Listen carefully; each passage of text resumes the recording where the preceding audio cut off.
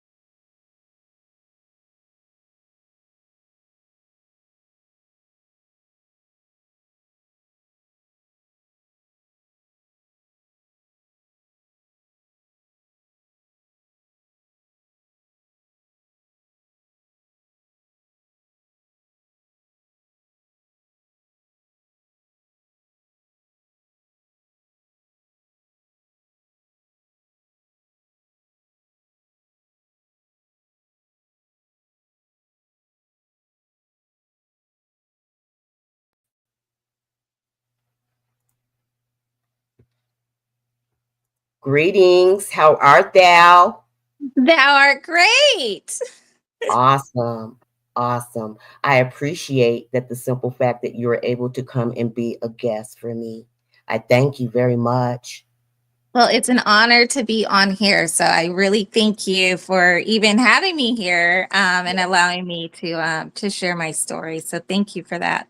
Yes, I thank you. We had a chance last night to kind of break in our soul tribe energy together. Okay. So I appreciate that. And for whatever it's worth, as far as being able to open up some of your energy, it was kind of emotional for me to kind of balance that for you and transmute it for you. But it was my pleasure. Okay. Thank you. And honestly, I can't even find the words to express the amount of gratitude that I have for even allowing you to transmute that for me. Before we got on, I was feeling I was in a state or energy of just kind of unknowing and sort of frustration. And I feel like after our conversation, just that cloudiness went away, the clarity came back, and just my waters started flowing again is the best way to put it. So so thank you. That's awesome. And I appreciate that for you sharing that. Um, along when we're doing the podcast, I like to share my story so that to let you know that you aren't alone. And a lot of times when we grow older, most of the time, we have a lot of different insecurities that we've all grown up with. We may not show them, and when we look at other people on from the outside looking in, they go, oh, I wish I had he or she's life, or the person might think the same way about other people of saying like, dang, how did the heck did they get, how did they get there? How did they get to that point? And obviously some of the points would be that a person has actually done the work, monetized their pain, so that they can be able to reach a point of pivotal point in their life so that they could be able to heal whatever that may be, or as a success level for each and every one individual. You know what I mean? Yes. So, but with the Soulful of Sweetness of Her Story, I started to open up this particular space some years back. And it has had an awesome build. I share it for their purposes. I hadn't really been just some of them, they agree. Some of the goddesses and queens, they agree to either want to share it personally just for themselves to have, or for it to be found on YouTube. But you want to be able to get your story out so that other people can hear your story and not the other opposite story of what other people, place, or things might have gained a perspective about who you are. You should never allow someone to tell you who you are. Exactly. Right. So 100. I had a series of questions that I would like to kind of go through just to kind of keep us as within a form. Because last night we thought that we could have done that, but for about 5 hours, we were just kind of like all over the place. So yeah, I honestly thought I was going to be like a 20-minute, maybe 30 minutes, and it turned into hours. Yes. So I'm not going to say that it is not possible with me, but because the flow comes. yeah. And that's the thing. And I'm not gonna stop the flow, because if the flow happens, then it needs to happen. It's meant to happen. So, and one of my things I love to say now is I operate in divine timing. So this man-made construct timing, if it resonates with my divine flow, then great. But if it doesn't, I'm still gonna operate in my divine flow. So I'm not gonna let a man-made clock tell me when and how to do things. I don't live that way. As far as divine timing, some years back, I had this little motto that I was saying that if it's not divine, then it ain't mine. And if it ain't divine, then it ain't mine. But you have to really be careful about how your quantum syntax language is speaking it, because the universe, nothing you say or do goes void, and and that universe hears you. The God universe hears all. So me saying that aligned me with it, but it also aligned me, like if I saw somebody else and was like, oh, that person, I want to go to that person, and the God universe like, oh no, they're not divine. they're not divine. They can't get in your energy. I'm gonna send you to your soul. I was like, well, can I have a soul tribe? And you see my soul that tribe, the universe, the soul tribe that I need that for the rest of my life, man. And so when I start really speak with it and work with the God universe, and it starts to come towards you.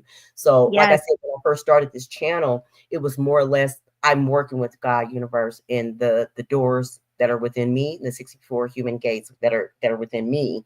And as so I can wake up to the fullness thereof of my own personal DNA, I can be able to help tap in for other people and help others to tap in while I'm anchoring them, and or they have their own support system if they have it. It's not completely my job to do the work for you, because not everything you can do by way of paying people. You have to actually do the work. yeah.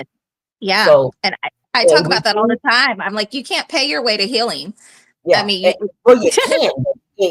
can, but you actually, like, you still have to do the work. Like I said, there are people who can actually do the walking, do the walk and walk the walk, and then there are people who just can talk, and then there are people who can do and the walking and the talking, and then there are people who can pay the people who can talk and walk and do that at the same time. Okay, so we're going to address a lot of those things. when we're healing, because I'm not at first, like I stated last night, I am one that have actually grown up. I was a loner. I didn't really, I'm not going to say I didn't have a whole lot of friends, but I had a lot of friends, but I didn't understand the gravitational pull between all of us at some point. So then once I started to really tap into myself, but it was just natural. It wasn't something that I really had to work with. I just was going along like everybody else, thinking that I had to follow along the mainstream and stuff like that. But when it got behind the doors and into education, they had to grade me off of a bell curve. So I was a little different, and I still didn't understand why. I just was like, yeah, well, I'm done. You got any extra credit? Yeah. No, yeah, absolutely. And But and we won't go too much into a deep dive with that, but at least I know for me, well, I'll let you ask the yeah, questions, and then let's ask the question. I'll look, Let's and get then I'll into share it. the insight. There we go. Okay, so we'll get into it, but usually, like, I like to be able. It's a reason for everything. I grabbed a little mallet here, so we're gonna bring this in. Okay. So if you are listening by way of any particular volume, you can turn that down on the other side.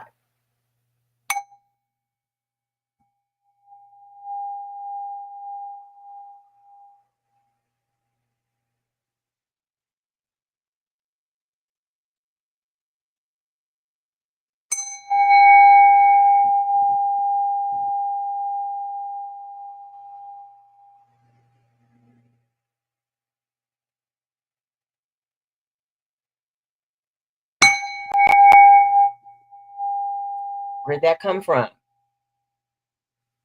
It says the energy distorted in the mainframe, so we're gonna hit you again. Okay.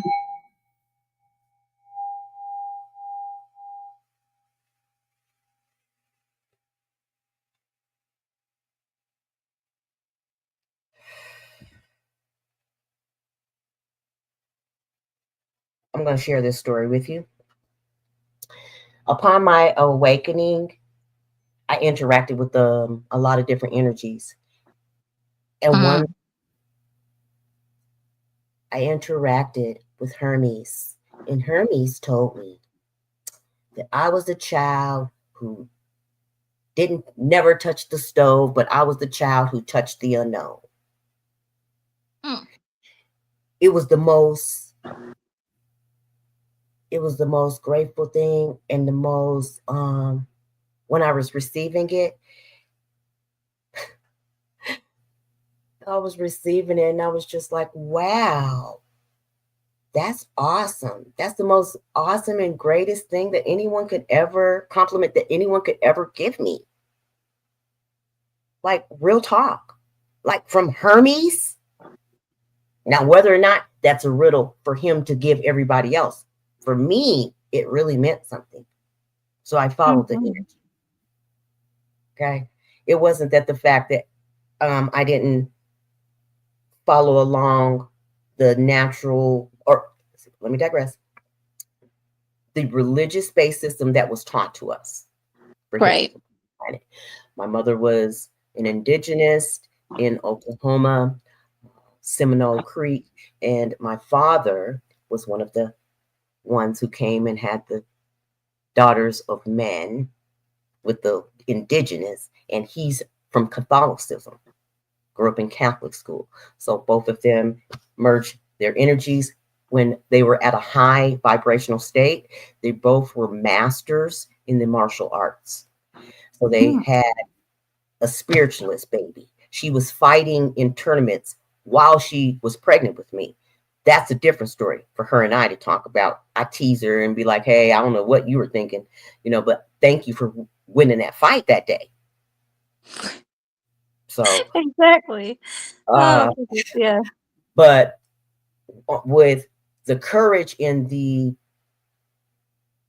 perseverance that allowed her to still tap in and give me what I needed. I'm very much appreciative of it. And I tell her all the time, every day, every chance that I get, I'm so appreciative and grateful for her for being the mothership to carry me here and get me here so that I can be able to help others push through, and I didn't know what part I was going to play on the planet, but I have always known that I was supposed to do something greater than what others were doing at the time. I just didn't know what. Yeah.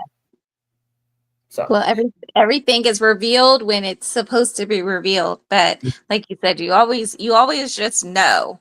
And then it's funny how I feel like even when you try to want to do what everybody wants to do, it naturally just doesn't even work for you. Like something happens, right? And then, you know, and then at first you kind of get frustrated because you're like you said, you kind of start doing the comparisons. Well, why can they do what I'm trying to do and it works for them, but why doesn't it work for me? And you're always just like asking the why and asking this, and then it's interesting because when you go on your healing journey, you then start to realize, okay, because you knew all along that you weren't even supposed to do what that person's supposed to do, and so God is always going to keep you protected and making sure that you're guided to what you're supposed to do. So so for me, what I've adopted is I was like, if something's not working for me, and I'm not saying like giving up, because that's two totally different things. But if you're doing something and it's not aligning with kind of what you were expecting, or there seems to just be this disconnect, right? Then that's not in alignment for you. And you don't just keep pushing at it thinking it's going to get better. You need to stop and you need to think and listen, right? And you'll hear that it's like, okay, this isn't for me. So I love the fact that you knew all along that you knew you were supposed to do something different, and that it's come back full circle, and you know what it is, what makes you different, what makes you unique, what you're supposed to give to the world.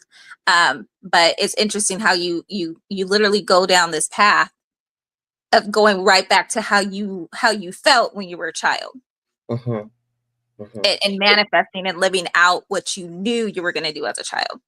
I didn't. I wanted to do all kinds of stuff that women and young ladies weren't supposed to do. I wanted to be a boxing referee. They didn't have that. No woman was ever going to be a referee in men boxing. I'm going to share this and then we're going to go on about that story. So I came home and I kept telling my dad, I had always said that this is what I wanted to do. I come from a martial artist family, but I liked boxing, and that's oranges to apples, different types of things. And I'm like, hey, I want this, right? Besides being an actress and doing all kinds of different stuff, you want to do different stuff. I wasn't a rapper. Okay. So I came home and I said, Dad, I want to be a boxing referee. And he kept saying, you could see it on his face that he really didn't want to answer me. And he was just like, finally, I just kept boasting about it. And he's like, look, damn it, you can't be a boxing referee. And I said, you told me that I can do anything I wanted to do. And you told me that you're supposed to be a supportive parent. He said, look here, goddammit. Excuse my language, and I hope that doesn't mess up my algorithm. He said, look here, you cannot be a boxing referee. You'll get knocked the F out, okay? And I said, oh, man. Now, mind you, my feelings hurt, but I'm crying. But the way that he had said it, it was so funny the way he had said it because the self-realization of it is like, oh, yeah. Right. Like, oh, yeah, I guess you're right. Oh, yeah, right. You're right. I'll get knocked out. And so when I did realize that and it set in, I was like, I just got my dreams crushed by my dad. What the heck? What am I going to do? But only reason why I laughed was because he was saying that, look here, this ain't no god darn after school special. You know what I mean? Right. And everybody knows that they would always rush home for the after school special. Wait, I grew up with them too. Right. But that's funny. Rush home, but I used to think like, well, who and how am I going to set up myself in a area where I feel like I want to strive for a particular passion of a particular thing to a career, because I had already broke the glass ceiling of thought. For real. I was a woman. I was a girl. He told me I couldn't be a boxing referee. So I was like, well, dang, now what do I do? You know, because Mm-hmm. you already told me we can do karate, but I wanted to turn flips like Bruce Lee, and he wasn't having that. He's like, nobody got time for that kind of stuff. This is not like that. That's TV. We're about to do some other stuff. And I was like, okay, well, what can me do? You know, what can I do? Can I do something that's going? But he had the gift of gab, so I'm using that part and portion of me, of my fatherological side, to be able to do that, because I already know that my father and I are one, so to speak. So, because my Mm-hmm. mother's still here living, so that's the other part of the creation of love and the Trinity. So, but let's go on and go ahead and get started to the questions of her story. Okay. Okay. Like I said, I very much appreciate you coming on to our channel and being able to share your story. And like I said, during your story, I also will share some of me. So that'll also bring in some other people. If not, they can always go over to Owning Your Own Power with Dr. Q. And I'll be doing an actual podcast. I won't be visual, because it'll be something that you can do, you know, while you drive and, you know, what have you. And you don't have to have your eyes on the screen. But for our first questionings are, where are you from? Where are you raised, and what do you where you live at currently? Yeah. So I was actually born and raised in Southern California, about 2 hours east of LA. So I basically lived in Southern California for all of my childhood and all the way up until my mid 20s. And well, actually, I take that back. Early 20s, left, went to Arizona for a couple of years. Um, and it was interesting because it was sort of like it was an in I felt a little bit out of place because I had already graduated college, so I wasn't into the college scene like that anymore. But then I was not ready yet to sort of settle down and have a family because I was about 22 years old when I moved.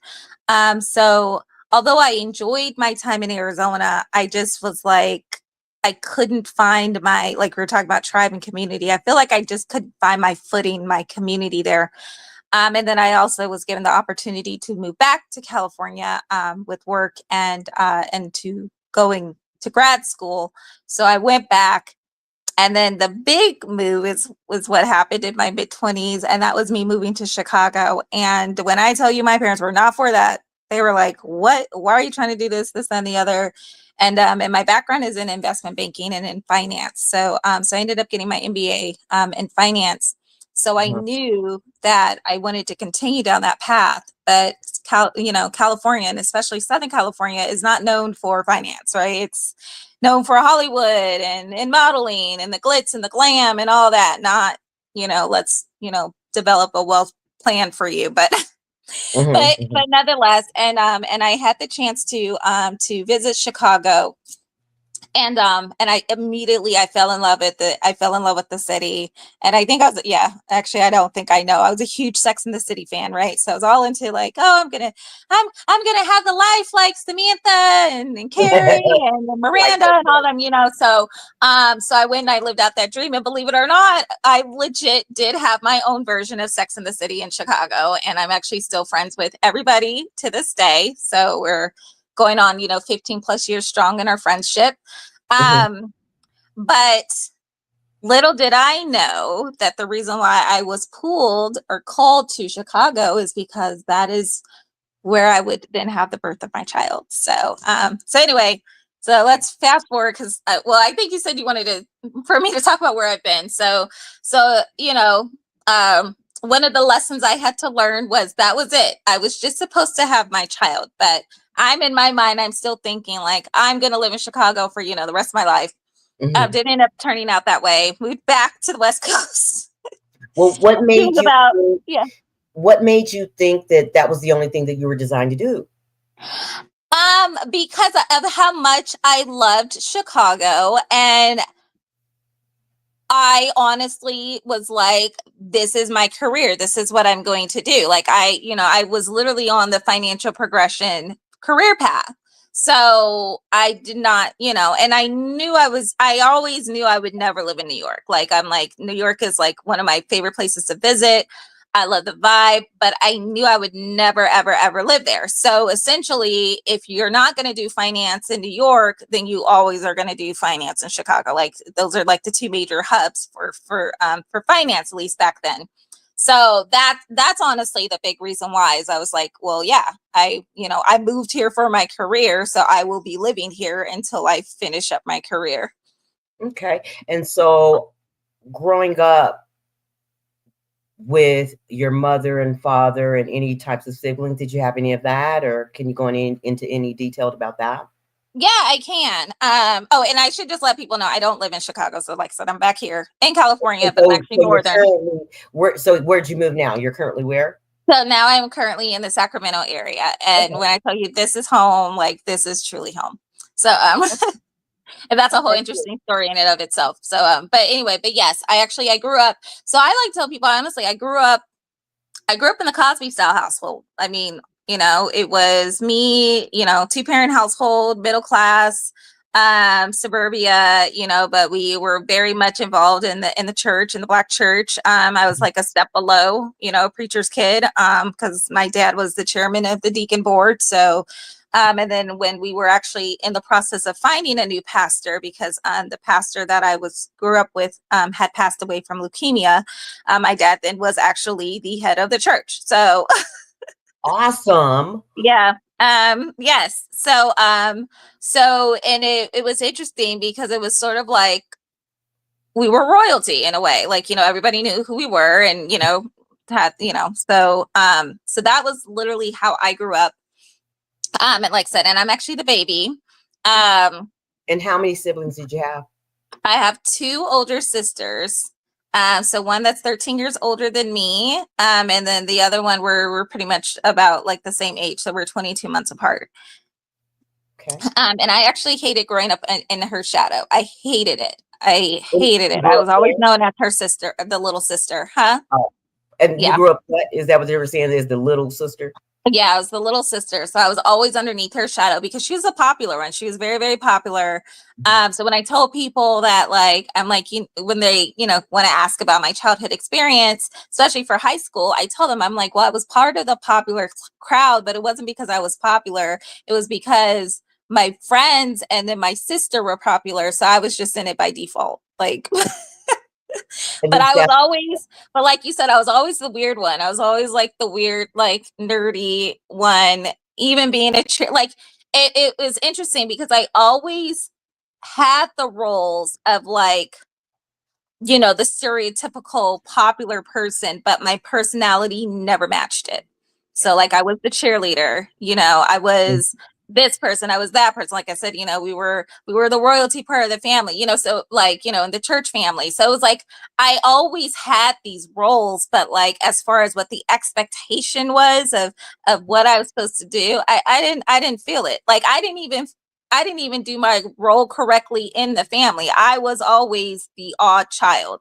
There are literally family photos of us where everybody's smiling and I'm looking the other way, or I'm smiling weird, or I'm so I was never the, I never played my part the way I was supposed to play my part. I played it the way I wanted to play it, and that was just me. I get to play my part. If I want to play that part, I have to play it to its fullest.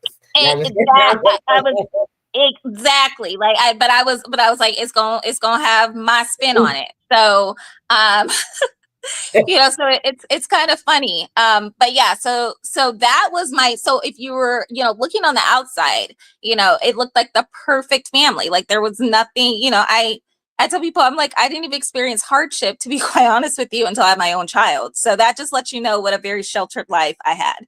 And still, I feel like I have it from time to time, because people will mention things and I'll be like, what's that? And they're like, you don't know. And I'm like, but that's still a good thing. Yeah. I mean, Yeah. gives you still of life experiences to research for yourself. That that goes along with what you've given me very much of detailed of your experience with them as well. Yes. So as far as feeling like living in a perspective of someone else's shadow. So what types of things that, as far as your environment, you did say as far as what types of things in like shaped you, but what types of things as far as what you're saying now from childhood to now that you would think that shaped your environment from childhood that you can say? So like that shapes my environment now. Is Yes. that- honest, I would definitely say the tough skin. Because I well, we even talked about it how, I was a little literally a volleyball like in high school. So, I got picked on a lot, like a lot. Uh-huh. Like I only remember one grade, and this was when I was still going to a certain school district because we had lived in San Bernardino, and then we moved to where I grew up in, which was in Redlands area, which is about 20 minutes from San Bernardino. So for first grade, I was still attending a San Bernardino school, even though we were still living in Highland. Honestly, I don't know why I still was, but I was. And that's the only grade that I can recall where I felt like I belonged there and where people were open and welcoming to me. So And from second was grade, it a diverse? yes, it was. It was so I think it was a mixture of blacks and Latinos from what I can recall. And so but I do remember the black girls not really wanting to hang out with me too much. I actually hung out a lot with the Latina girls, even though they all spoke Spanish, but they were still my friends. So, that just lets you know that, language does not So there necessarily really wasn't a negate. language barrier. You But still there kind really of wasn't. No, like, we still played. I even remember being, during the Cinco de Mayo, they have the Cinco de Mayo Mexican dance, and I was a part of Mhm. it. Okay, okay. I mean, that's So, how my daughter is. I'm not even gonna lie to you. The neighborhood that we live in, it was a rich black neighborhood, but then it started to get incorporated with a lot of different other, I don't know, I can't, over the years, over the last 10 years, we've had, because Colorado, Denver is a sanctuary city. And so a mm, lot of people come here to think that they thought that they can get away, but we always get our man. No, I'm just kidding. I'm just playing. um, the neighborhood is incorporated to where now it's kind of like they want to call it gentrification or what have you, but some of it really did need to be refurbished up because it was really dilapidated, yeah, and okay, yeah. a lot of our people were not really, it was left from grandma and Mm-hmm. grandpa, and they didn't really know, they weren't really financially intellectual to base to be able to know about basic financial Yeah. economics, be able to sustain the property for generational wealth for themselves. Some of them just kind of let it go down, and they needed some of it to be redone. Yeah, well, I'm not it saying that I'm totally against it. You know what I mean? I don't want to go right. somewhere and live somewhere and have an eyesore. When I come home, I would like to be able to see my home and it's nice. I was teased because I was saying I don't really work in my front yard as much as I used to. The stop sign, I'm the second house from the corner, so it makes you stop. It makes you slow up and look over. You know what I mean? So I'm So very they're gonna see your front. Yeah, that is right. And you said something that was really interesting. What I've noticed about elders or elderly people is, and and I kind of see with myself too, you're right. There's a big disconnect between them and, like you said, maintaining and keeping up, and them thinking about the appreciating value of their home. So what you have mhm, to understand is, for one, they came from a generation where they had nothing, right? They had okay, nothing, and then they were able to acquire something. So, but they acquired something, what, 50, 60, 70 years ago, right? In the 60s and the 70s. So their style and their aesthetic is based upon what they still feel to be stylish when they were our age, like 50, 60 years Correct. ago. So they didn't Yes. want to do the remodeling and all of it. They're like, why are you going to disrupt my space? I'm comfortable in my space. I'm comfortable with everything I have. So, Mhm. because I know, I mean, look, I'm speaking from experience, clearly. Well, that was the next question, So because the next question was yes. about that, about explaining different types of experiences that you might have had with any challenges or hardships when it came to different environments that you had to live in. Yeah. So yeah, so basically, but long story short, right. So, so when they die off, that's the chance that you can get to remodel it. But a lot of people lived out of state, didn't live nearby, didn't want to deal with that. So they're like, we'll just sell the house as is. Mhm. And that's what that is. But yeah, so as far as back with the challenges, so yeah, so anyway, so first grade was, I felt like, the only year where I kind of felt a little bit more like I belonged, until a little bit, to an extent. And then from second grade on, I moved to completely different school district, completely different racial demographic at that point. I'm now the minority, and the majority is typically Caucasians. And then I would say secondary to that would be the Hispanics, and then it was Asians. So I went to that environment, and then, like you, I was very gifted and very advanced. So they're now like, who's this little black girl? Who does she think she is? Like, to be, why is she in this class? Because I Mhm. first started off, I was in a regular class, and I do remember them being like cool with me. It wasn't until I got into the gate class, that's when I started experiencing that discrimination. And I'd been called the N-word, darky, whatever you want, all little Mhm. racist. Yeah, look, kids can, and kids learn it from their parents. So Right. Right. but yeah, so I did, and I had no friends. Like, I wanted to be friends, but again, I realized I was probably, I was weird, and I was, and looking back in hindsight, I know I was annoying, like, because I'm annoying now, like, to some people, but I'm old enough and I don't care. But when you're a child, and it wasn't, and like I said, my parents didn't encourage my weirdness, right? They were against it. I wasn't, they were like, can you just fit in? So I'm getting it from both ends. I'm getting it from the home, and I'm getting it from my school environment, that to be you is not okay. And that basically was ingrained into me, for all throughout that. So over time, I just kept hiding more and more and more and more of me and who I was. Mhm.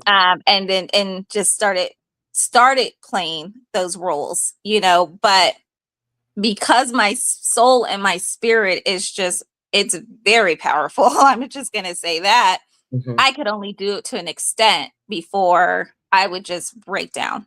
I would just, my soul would be like, enough.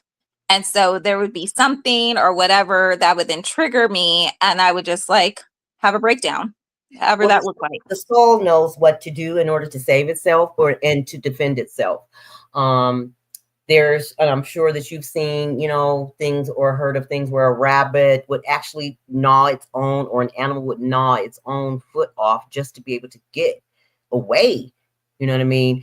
Oh, If yes. Yeah. also as Yeah. being a predator, if it was caught and it was like, hey, I'm about to get this thing. You know what I mean? Yeah. Exactly. Right. Yeah. So, with that being said, what you're saying, after high school, what were your plans and your goals or your interests? I was supposed to be an attorney. I actually, yeah, that was part of the reason why I ended up getting a business degree, because I knew I wanted to practice corporate law. I was either debating between corporate law going into intellectual property, or corporate law going into the entertainment industry. So Okay. those were my two things. And so I already had knew the law school I wanted to go to. I wanted to go to Loyola Marymount in LA. So I had this whole clear cut plan. And what happened was, like, so probably around, it had to have been probably my junior year, I had the opportunity to work at a law firm. Mhm. And I thought it was going to be an internship, but they literally threw me in a legal secretary role. Mind you, I had no experience at that point. And then it happened to be a workman's comp. So there's all the medical jargon. Workman's comp is actually very heavily influenced by the medical industry. Because, you know, you got to know the different terms and stuff. So I'm over here transcribing, you know, medical terms, which is already a foreign language to me. So needless to say, after 2 weeks, they let me go. I'm devastated because that's the first job I ever got laid off, or, you know, got let go from, and actually the only job. So, you know, and as me, again, being this overachiever over this, all of this stuff, I had, put in my mind that I was like, if I can't handle something like workman's comp, I'm like, there's no way I'm going to be successful in being a corporate lawyer or being, yeah. You probably were just probably overthinking a lot of things. Oh, of course. That's what Yeah. I used to teach that. Okay. When I worked in the corporate field, before I had really stepped into my, my doctorate myself, I started from the bottom and worked my way up. But I actually worked for the government and would teach centers of Medicare and Medicaid services. And so I would teach the third party. So it was kind of the real test for a lot of the customer service agents during that time was when Katrina happened and people lost a lot of their medical information, their education thought process was that of, I lost all my information. I can't go to the hospital because I don't know my social security number. Okay. Oh, wow. Okay. Yeah. Words. I'm sorry, baby. Hold on. Let me Yeah. put this on. Somebody like someone's coming and knocking at my door. Let me hold on. Okay. Man.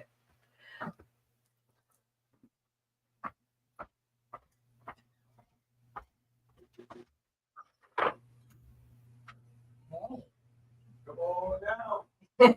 I'm actually live on an interview. You looking handsome, you looking nice. Yeah, I like what you got on. So I can get Cyan to come out and so you can look at it. But, oh my gosh. I'm live. I am live. Can you come back for me?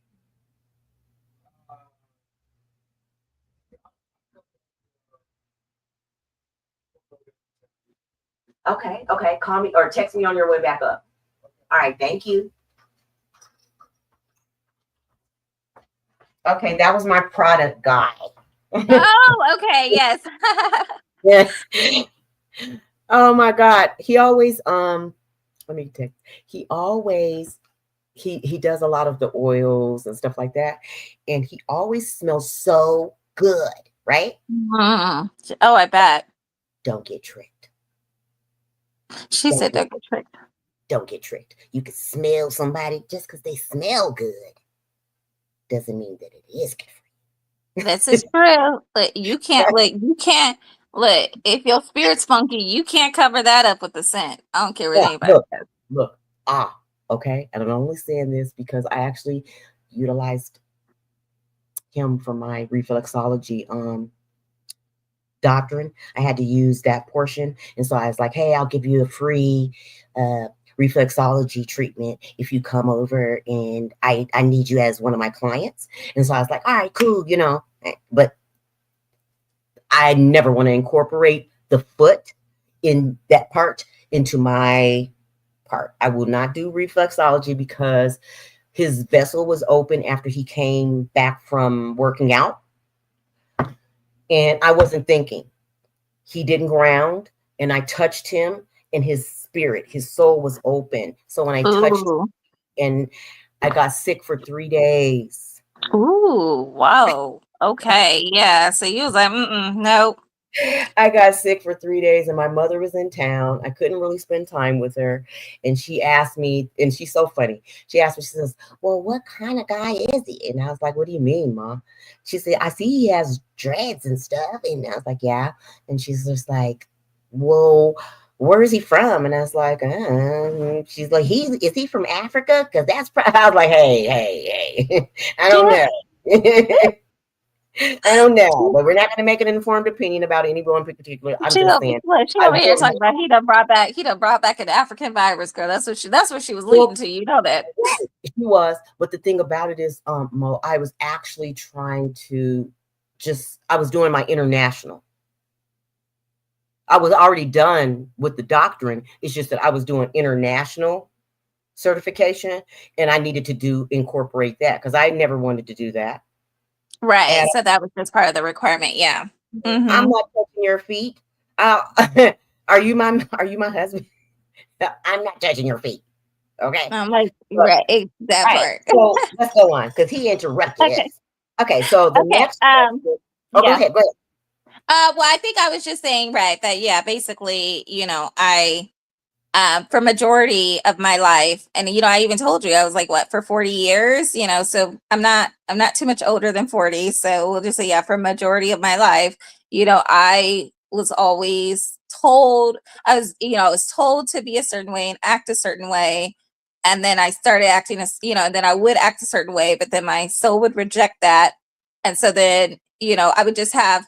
But instead of it being like, and oh, I have a breakdown. Okay, let me start being myself. No, I would feel shameful. I would feel guilty. I'd be like, what's wrong with me? Like, why can't I be what these people want me to be?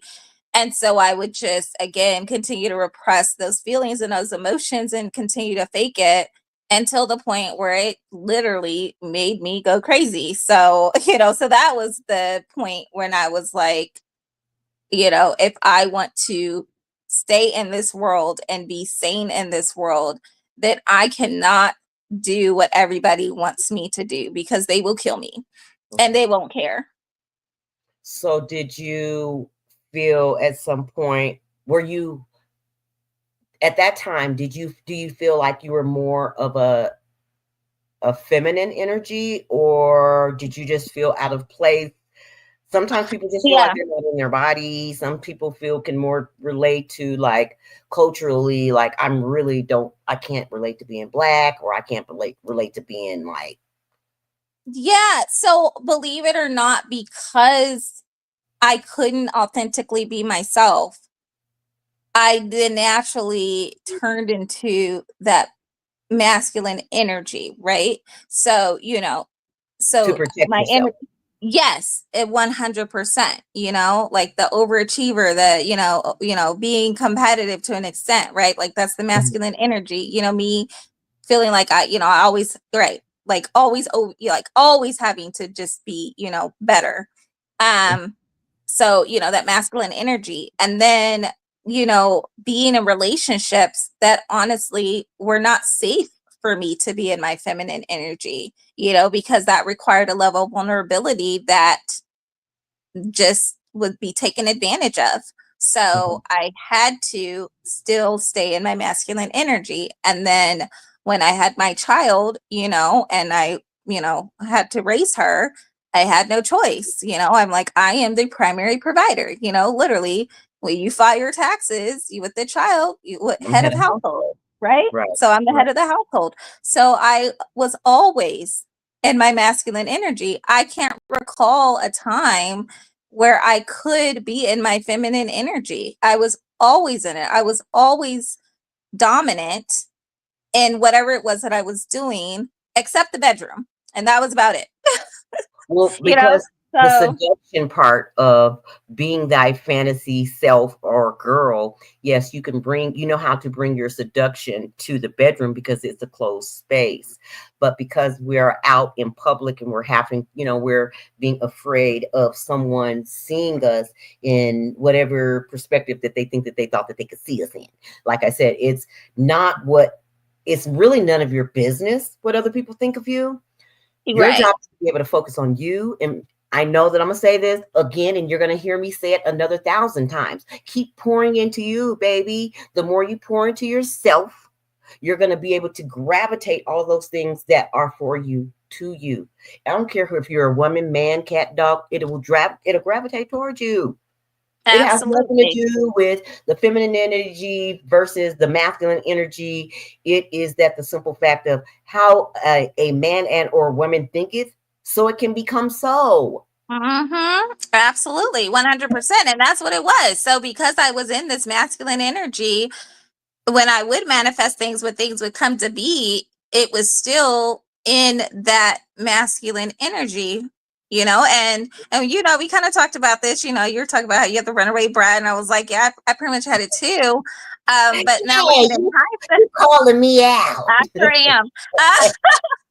But no, but honestly, I wanted to talk about it from my perspective because looking back on that, yeah, well, for one, I was attracting men, like I said, that would not allow me to be in my feminine energy, right? So why I thought that by marrying this person, I would suddenly just embody this feminine energy, you know, no, that's not what happened. So I would still, so what actually would end up happening is like my brain, once my brain knew that I was trying to have this person be the one, my brain would basically point out every single thing that that person does that would not make me want to be with that person. So were you And feeling I like believe it was, you were sabotaging yourself or what?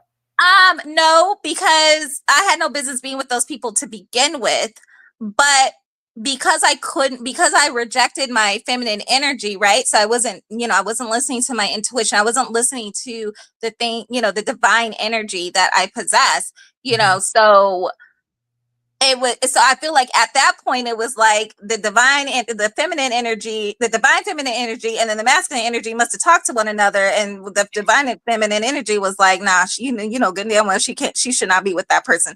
That's the only thing I could think of. I don't know, because with every single one, and so within a matter of months, I broke it off. I would break it off with every single person. Um, and and the reason why I'm saying it's the masculine energy with that, because by masculine, it might basically, you know, you're being taught, okay, yeah, this is supposed to be the person that's going to, you know, be the head of the household. You're supposed to be submissive. You're supposed to be all of this, you know, you're supposed to be all of that. Mm-hmm. And so I think my ego, my masculine energy was like, okay, so that means I can't dominate your life like I want to.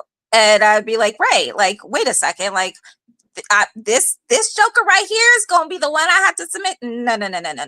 Right. Mm-hmm. So it was like I would remove myself from those relationships because I knew that I could not see myself not being in my masculine energy and then being in this new energy that I've never experienced, right? And then allowing this person to guide me. So it was like a control thing, right? Like I was like, ain't no way I'm about to let go of this control to this person. Right. But your spirit, like I was saying last night about the spirit of a man and or woman, they actually have a book for that. It's called The Spirit of a Man. So if a man or a gentleman comes and they're partaking and listening to this, The Spirit of a Man, the name of the book, that's the name of it. I suggest to go get it. Okay. Even though I got it, it's really for men. But the guy who wrote it actually basically was just kind of like, it should be for everybody. It should be a universal frequency for everyone. But it was mainly written for men. Okay. But when you're speaking of being in your masculine energy, all of us have masculine and feminine energy, and being able to balance each sides of our hemispheric brain.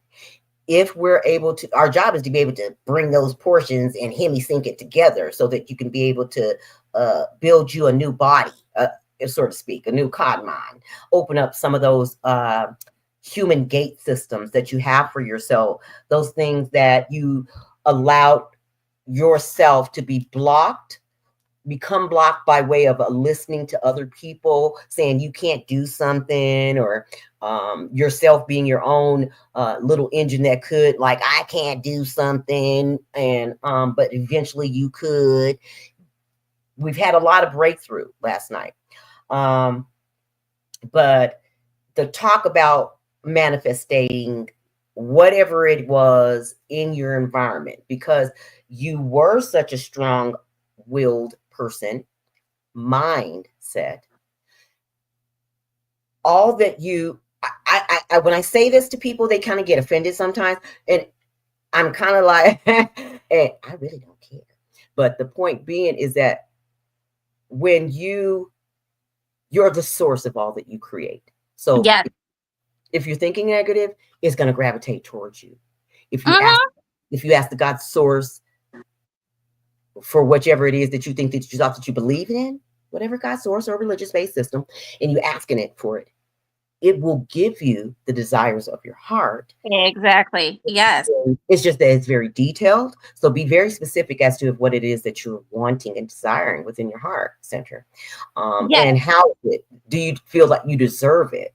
And if you feel that you deserve it, you got to know that it's yours and it's going to come to you no matter what.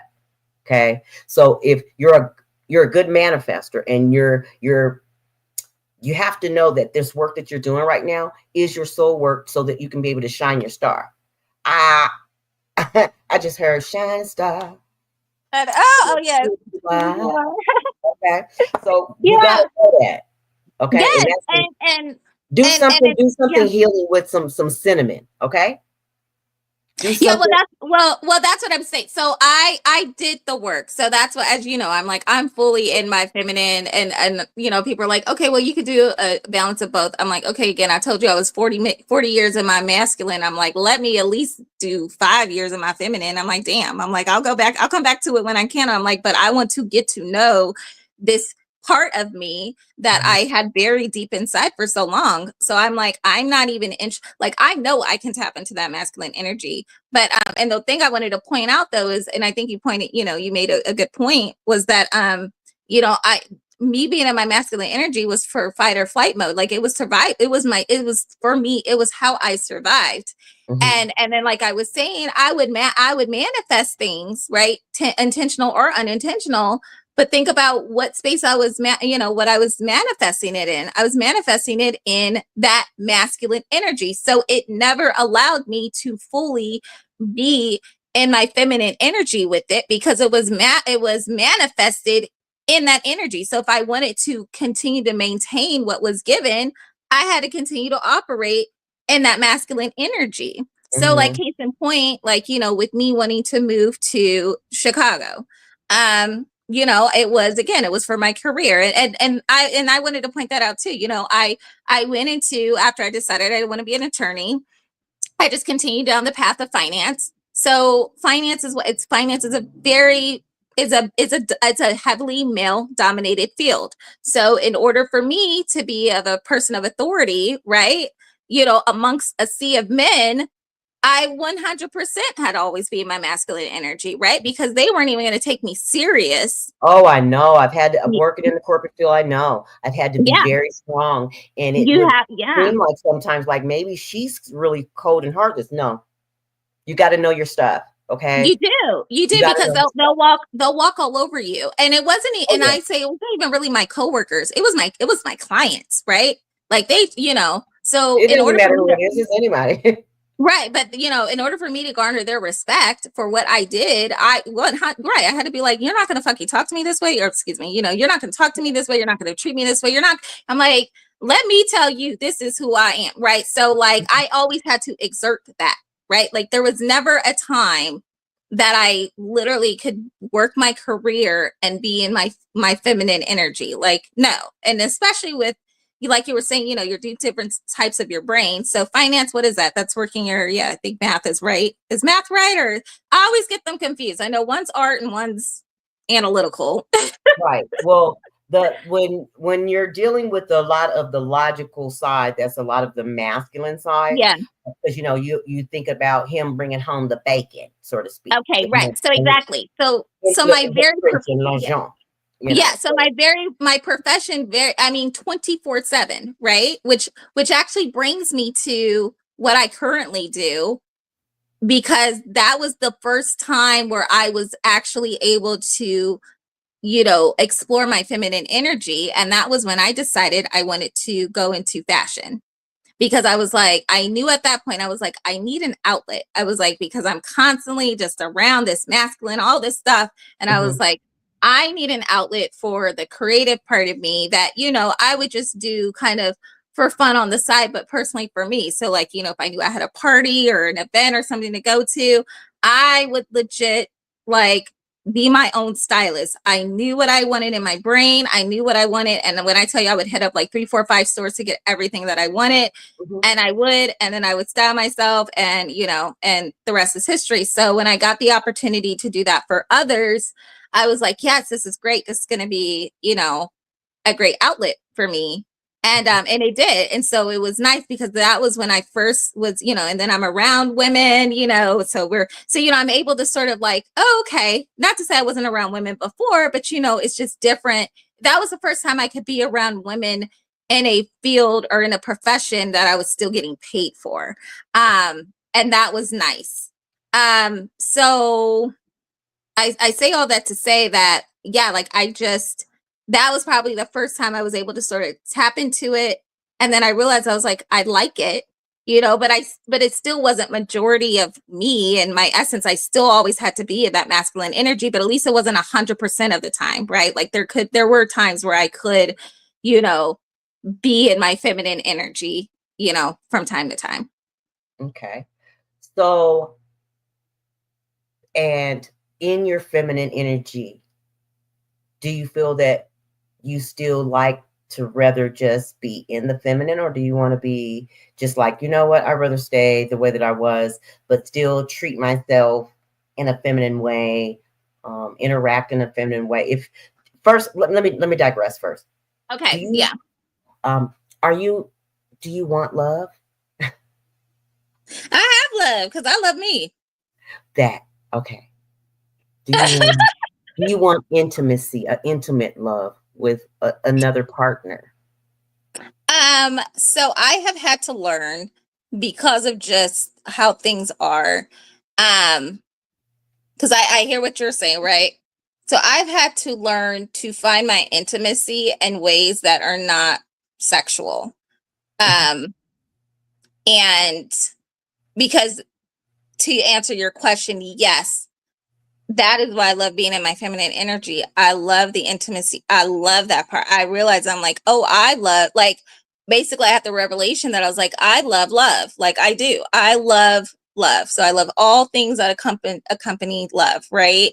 Mhm. And so, but you know, I don't have a, you know, I don't have a partner, you know, So like that. what would you So say that your love language is? my love language is actually um you know, because I always think about it, because it's interesting, because my love language to others is gifts, but it's not my love language. So I would say my love language is acts of service and touch. Okay. So do you feel that you are a good receiver? Nope, I am not. Oh, you Oh, have to work. we talked about this. We talked Oh about this. my gosh. We Okay. sure we already talked about this. You already know. I know. And you know what? Because it stems from, again, me not being, me thinking that again, like I said, that all I know is the masculine energy, right? So I'm like, I don't need to receive a damn thing from you. I can get this Right, shit myself. That is right. literally how my brain operates, right? So I even with me understand. being in this feminine energy, you know, I'm still am like, no, no, no. You know, and I'm getting better at it. I'll tell you Mhm. this, I'm getting better at it, but no, I'm you see immediately I was like, absolutely not. I know I'm not. I know I I'm like will that. like, I was like that. I do, and I'm in the receiving energy. But the point yeah. being, it was hard coming up as an adult or independent feminine energy because I was working 2 or 3 jobs at a time and I didn't have any children. And so like I said, working in the corporate field, I was I'm not saying rigid, but a lot of times, I can't just say, yeah, I'm going to be a particular way for you because I have to follow the structure, Right, structure at right. the time. Processes. Like I'm process So, queen. Yeah, exactly. Right. So, and that's what corporate loves processes, right? Like they're, so I get it. Right. Like you can't even, right. So that whole rigid, systematic way of working is masculine. very, 100%. very. Sometimes I would crack up because I was like, man, will you get out of my energy, Eartha Kitt? You remember when the movie with Eartha Kitt and Eddie Murphy and Robin Givens? I was like, damn it. Why the hell she keep coming in here? Like, that energy in itself was just like, you know what I mean? Like, hey, Yeah, she no, had it that is. energy, but it was just like, uh, here she comes. Absolutely. You're like you're working. Right. Pretend, right. 100%. And one So, of the things I actually want to point out, which is our society encourages Black women to be in their masculine energy. yeah, and they don't really like to. I've had men tell me, "Hey, I really appreciate you, and you've helped me to be such a better man and a better person, and to help build me up." And then turn around when I first tell them no, or they don't get their energy reciprocated back by me, or something like that, they start to turn and try to act like they can't. They're upset because they can't bend my will to theirs. First off, Right. Oh, so no. So I wasn't. I said society. So I'm gonna let me take it a step further. I'm saying Society it and is society. society I'm talking encourages about masculine energy, right? Because they don't want us to have a partner. Think job. about it. The main thing: strong, independent Black women. What is that? Strong, independent Black women. And I'm not discrediting that. Like, yes, you Not a know, mad like black that's, woman. Not a but mad black strong, woman, but it's a but strong not woman. right, not strong Black woman, strong, independent Black woman. So my generation, right? So what? Destiny's Child, Independent Women. That came out when I graduated high school. That was the high school motto. That was what we were singing, right? Like my specifically, like in my generation, all it was about women power, independence, all of this. We can do this. We can get our own bag. We can do all of these. So when I'm saying this, and then the same thing too, what were they saying as Black women? Don't worry about these men. Go, what do they say? Go and get your education. Go get your education. Go get your education. Get yourself a job. And I'm not discrediting that, right? Because that was important. And that's what I'm saying. My grandma, which we had talked about, that's all she instilled in me. And I get it because she did not want, she wanted to make sure that I would not end up like her and basically have my life dictated by a man, especially a man who was lost, right? Oh And so my then God. you're having to pick up the pieces. So I understand why these things were said, but you have to understand that by saying that, and all you're doing is pushing us into that masculine energy and basically saying, if you want to be successful in this life, you have to be masculine. And that was why that was why there would always be that tiff when you would get in a relationship, because again, men are told you want the wife that, you want the doting housewife, you want the submissive one, you want this, you want that. So they're being told something, but then they're meeting women that are like, excuse They don't you, want to do. They don't right? want to do any of the work. Really, there's a lot of them out there right now that do not want to do any work at all for themselves, Exactly. and think that that They man is they supposed just to want they just surface want to another them mama. in the ways that they think that they thought that they're supposed to surface for them. Like I said, if you're not a very detailed person about what it is, what type of man that you want, you're going to get exactly that. Well, Okay, they just yeah, a lot, it's yeah, resonance. It's an yes. actual resonance as well. You just can't think that, oh, I want this six-figure guy, and then he's supposed to show up in your life. Number one, you haven't ever been doing the work, and you're a basher. Okay, number one. Okay, I'm like I told you last night. I am not one of the feminine energies that are going to jump on. I'm helping build the divine feminine energy the way that I'm supposed to, and as well as the divine masculine energy. I'm not going to help you to bash him when I'm not going to help you to bash her. So I want to make sure that we're all on the same playing field, because we're talking about healing, real true healing. You have to release some of that old energy that you've been holding on to, so that you can take off some of those layers, so that we can address them and analyze it. Forgive the people, places, or things if you can.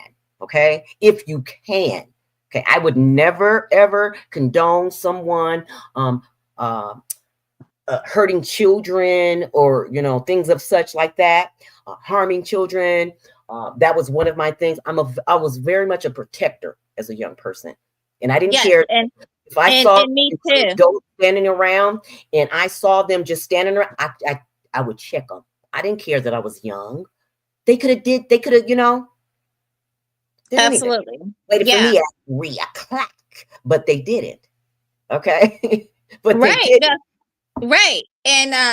And you brought up a good point. We were talking about the the bashing the men. And again, that was another thing that was encouraged, right? It was like all of these things are being encouraged for women to do, right? And but then men, like you said, are basically being taught something else. But like you said, but at the same time, they were like you said, all they got was the, oh, find a woman that will cook and clean and do all this and blah blah blah, basically submit to your will. But they never got taught on the flip side, but make sure you work hard. If they did not have a male figure in their life that was a hard worker, they themselves could not resonate with that. So that is one thing I can say about the men that I dated, is that every single one of them were hard workers. Every single one. Well, you can't And so I do marry appreciate that. potential. So I never had, like you were basically talking about, I never had a scrub. Never, right? They was like, nah, I'm always gonna have money, right? So I can appreciate that. But there were still other things taught to them, right? That just was like, okay, no. But then on top of that, then they have a strong, independent Black woman, and they're over here trying to date a strong, independent Black woman. And most of the time I was more educated than them, right? I was in a role, I was more educated than them. So they would feel intimidated by that. But then if I was with a man that was on the same level of that education and caliber, like you said, I would check them, because I'm over here like, you ain't about to tell me what to do and how to do it. Like in a way, I was like, because when they teach you about that equals, I'm like, look, ninja, I'm just like you. Like, right? Like, I got the job, I got the bag, I got this, I got the, so I'm over here like, okay, and I've had so that it was my very voice. combative, right? Mm-hmm. It was it was always combative, right? Yeah. And then because of that, then all of a sudden, and then I would always think that they were cheating on me, even though none of them never did. But for some reason, I would think that they were, because of whatever reason. Oh, because I'm like, because again, like I said, for some reason, the situations when I get into relationships, I can't be with, there's only a couple of relationships where I was in where we saw each other a lot. Most of the time it would be like once or twice a month, because we're busy people. Mm-hmm. So I would immediately think that, oh, well, they weren't with me, they must be cheating. So that's a whole other different ball game. But yeah, basically it, and I guess where we're going with that. There's just so many layers happening with that masculine energy, for sure. So when you're speaking of that energy, see, the thing about with the masculine energy, sorry, I was trying to get this book. I was trying to get this book, and I have a whole bunch of stuff. A bunch of books. Okay. So with the masculine energy, we're talking about passion, how you work your fire, how you work your energy, your temperament, how you gauge things. And that's where some people be like feeling weird because they don't know what spectrum they're on. Everybody's on a spectrum. They can sit there and say that they're not. I mean, like, oh, I don't have ADHD or this, that. We're not talking about that. Okay. We're talking about on a spectrum, color spectrum of understanding of consciousness level. Where are you? Where do you stand? Where do you see yourself? A lot of people like to say, oh yeah, I'm an intellectual and this, that, and the third. And then you can't even communicate with the person because they're not patient enough to hear the other person out. Okay. So you're saying what your point. Yeah. They're not intellectually speaking because they are not intellectually, emotionally intelligent. That part. Right. So your aggression that you come across with people, it really, how you say it, the tone that you say it. Let me see for a second while I'm moving the rest of these books. But the tone that you use, okay, with people, it's the beatitude. Now, I'm not going to bring a whole lot of the Bible into it when I'm speaking about different stuff because I'm not a religious person. And a lot of people kind of know certain parables and allegories that come from it. But what I'm speaking is of when the Beatitudes, okay?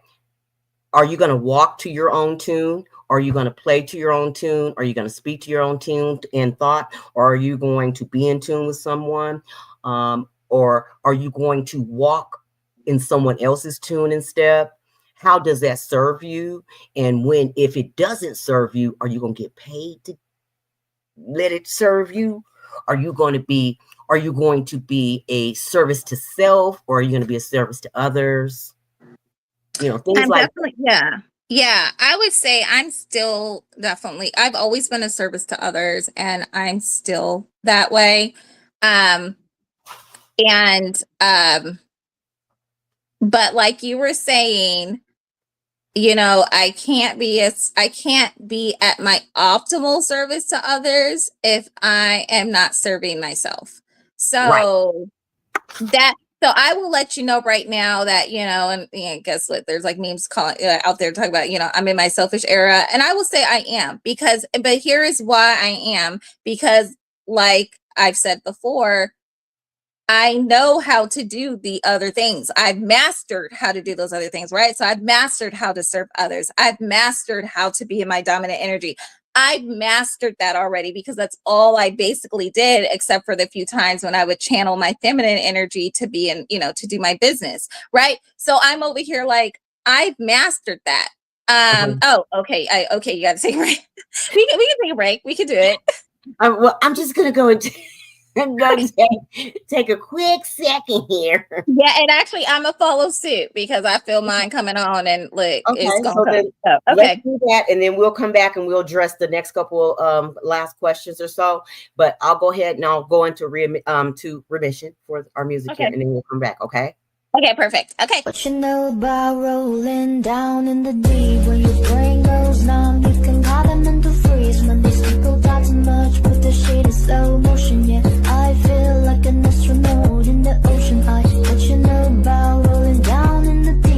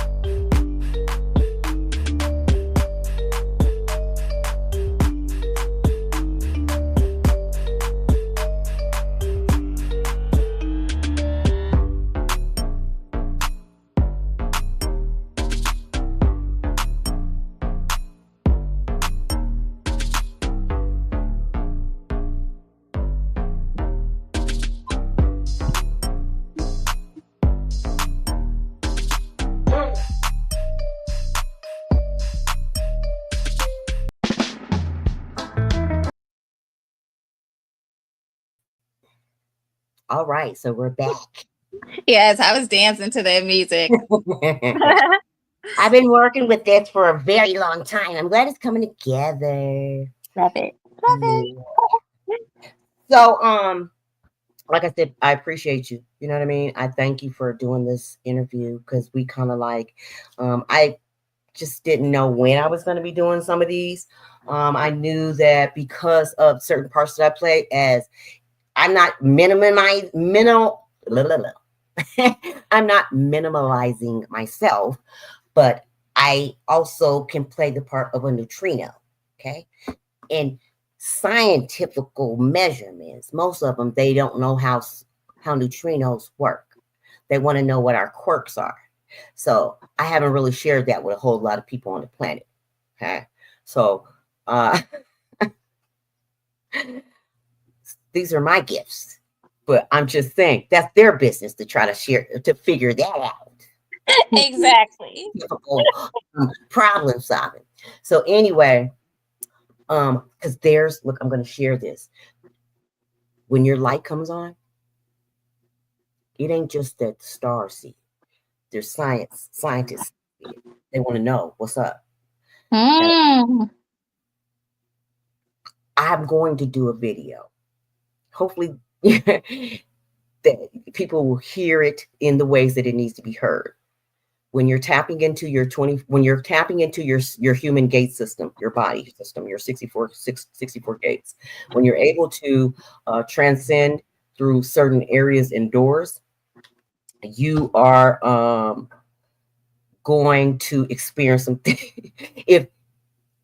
if you're able to find your specific DNA threading coding, if you can tell them about a particular DNA coding in your structure that they don't know nothing about, like an alien type, because now I've become more awakened. My junk DNA that they claim was junk DNA is online. If I go get a blood test right now, my blood test will not show the same as it did before. Sure doesn't. So they want right. I can label what my DNA sequence is. They'll have to pay me for 17 years. Use any of my blood to take anything from me. And why is that? Or how is that, because I should say? I would have discovered and labeled my gene. You can't monopolize off of my gene. Okay, yeah. I opened up into my junk DNA. Now what you're telling me is that the fact that if I allow you to do that, you're going to do me like Henrietta Lacks again, and then I'm not going to get paid. My family's not going to get paid. You're going to pay me for the next 17 years. So that's what I'm doing. I'm not just doing this to help other people to claim a portion in their birthright. Okay. The birthright is a lot. It has a lot to do with the money changers in your brain and people. When you're light, it's kind of like I was saying, I'm going to say it again, that about the kings in the morning, when we were talking the other day about turning your lights on. And sometimes, how many does it take? How many people, how many scientists, how many people does it take, or kings or queens does it take to turn someone's light on? Okay. So we'll keep that. So I'm glad that Kente actually brought that up. Shout out to Kente. Right on, Kente. Love. Well, love, bro. So I'm gonna bring this up real quick before we bring up these last 2 or 3 questions. So my books fell over here. It's a mess. So I was trying to bring up this book, Beyond Willpower. Okay. I found this book during a particular time when I was opening up some of my walls and my cellular memory. Now, when I went through it, of course, I did my own little, because I did my nerd stuff. Right.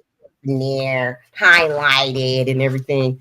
And so as you and I were speaking and talking and collaborating, this actually came up. That's why I jumped up and okay. Yes, please read it. Please share. So the book is about sharing our lights and our darks. Okay. So the yin and the yang. And so the truth versus fear-based reality. So if we're speaking in the aspects of love, of course, we know that love is an emotion, and a lot of people can misutilize love construct for whatever it is, for the love of money, whatever it is, for the love of you, babe. I got you, babe, or you know what I'm saying, whatever your passion to create love is, because you're the source of all that you create. So with love, you got joy, peace, patience, right goals, kindness, acceptance, goodness, non-judgment, forgiveness, trust, faith, hope, belief, and humility, or believing in the truth about yourself, and self-control. Okay. So with love aspect, love is joy versus the fear-based reality of sadness. Hope. helplessness, you know, and your peace, if it's being disturbed, you're obviously having some anxiety and worry issue. If you have a kindness and acceptance issue, you're obviously, we know that it's about rejection, and mainly that is everyone's issue as far as the acceptance and versus expectations of what they think they thought that one particular thing or a place was going to turn out to be for them, you know. If it's in, you know, and that's a big thing, because everybody wants to be recognized for something, whether it be recognition in being the best artist, the best, you know, whatever, teacher, the best daughter. Nobody wants to say, oh, I'm the best daughter, I'm the best, but there are people that are like that. Okay, they have competitive type of energies, which you are a fiery energy. Those are fiery competitive energies, Leo, Sag, and Aries. See, Aries is like the number one first in the wheel, because it wants to be first. It is first. So it has a persona. When they get older, they always want to be first. So, you know, when you say, oh, well, who, everybody get in line, and the Aries will come and say, oh, me first. Yeah, because they want to be first. That's how you know. Like, it's your birthday. I bet you an Aries. Yeah. It's so funny, right? It's so funny. Or they're in their Aries energy. Yeah, and when I tell you, like, my closest friends are pretty much Aries, and it's because we are like, we don't have to, like you said, we don't have to put down our fire. So we just, you know, they light a torch, I'm gonna light a torch. They light something else, I'm gonna light something else. And so instead of us burning each other, we just build a big old fire. And then we just build a big old fire, and we just dance around it, right? And then we understand, and then we over here looking at all the other signs like, why are y'all scared of the fire? Right. Bonfire. We do. No, we do. We do. It's so funny. And like, you know, and like I said, then we looking at everybody else, and then, you know, here come the water signs, want to dump some water on it. Oh, and you know, we like, you need to go. You needs to go. Look, you are dampening our fire. I have my fire, but like I told you, my fire is that slow burning fire, baby. Yes, and I mean, I'm gonna keep. And I love that you say that. When I'm in Kings, you could best believe I'm in that energy. You hear me? I'm not coming in there to bring you no water all the time. I'm coming in there because I just was irritated as shit. No, I'm just kidding. I'm just playing. So resonating positively. But I do still have to come in there and bring water, because that's where I was telling you. I was saying, well, why are these people connected to me? How am I connected to them? How am I relating to them? And I had to remember with realize, like, you called in your soul tribe for the last ending of your life. So these are your people. And I was like, some days when I wasn't in that energy, I was like, this is some bull. I can't be around these people. There's no way that these are my people, right? But yeah, when you have to accept, we'll go right back here to the kindness and acceptance, because I had to show myself kindness from out of the darkness of rejection, because you feel some kind of way. You already feel like, and then you feel like maybe they don't like me, or maybe I'm just No, you do, right? Like, right, you start getting into that. Don't give a crap. I know what I'm doing. I'm following my life. I'm not following Bob Doe or anybody else's light. Right, you're light. And I actually want to point out something, because I just got this in my head. So I feel like this is where I need to transition to, because like you said, I'm fire. Like, I'm fire through and through.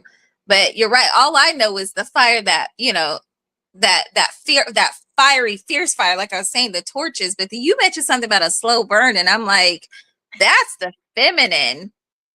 That's the divine feminine energy, right? So it's like you never put your fire out, but you learn how to control it to where it's a slow burn. And for me, I'm like, that is way more powerful than you know, just the big fire. And I'm going to use your stove for an example, right? Or just gas. Like, look, so this is a little bit I know about science, because I tell everybody, I'm like, I can talk you up a tree when it comes to finance, when it comes to business. But you know, when it comes to science, I'm like, I don't know. I'm like, that looks like a bone, and I'll leave it at that. But anyway, but I do remember this part, and it's, what do they say? The strongest part of the fire is the blue, right? Yes. So then the blue have you ever seen a blue flame high?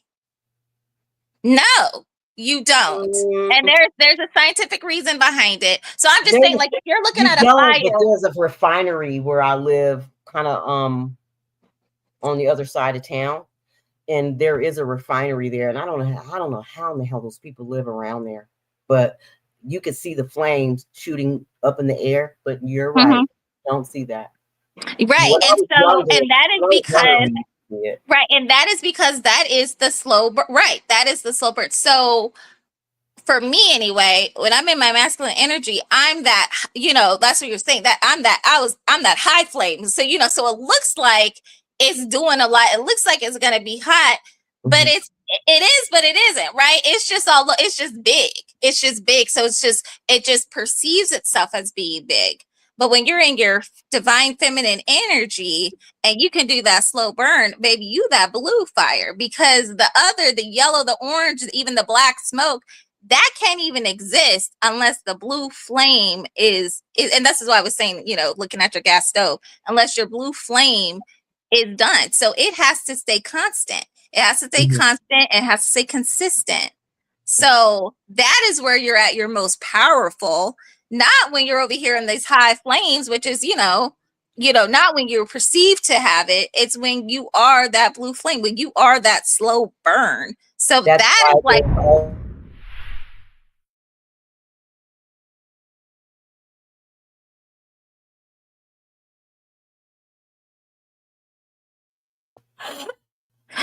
oh my God. Sorry, that was new flash. Yeah, I was like, oh, we moving to another segment. I'm like, I'm ready. I was like, look, okay, I'm excited. Sorry, that was my mile high news.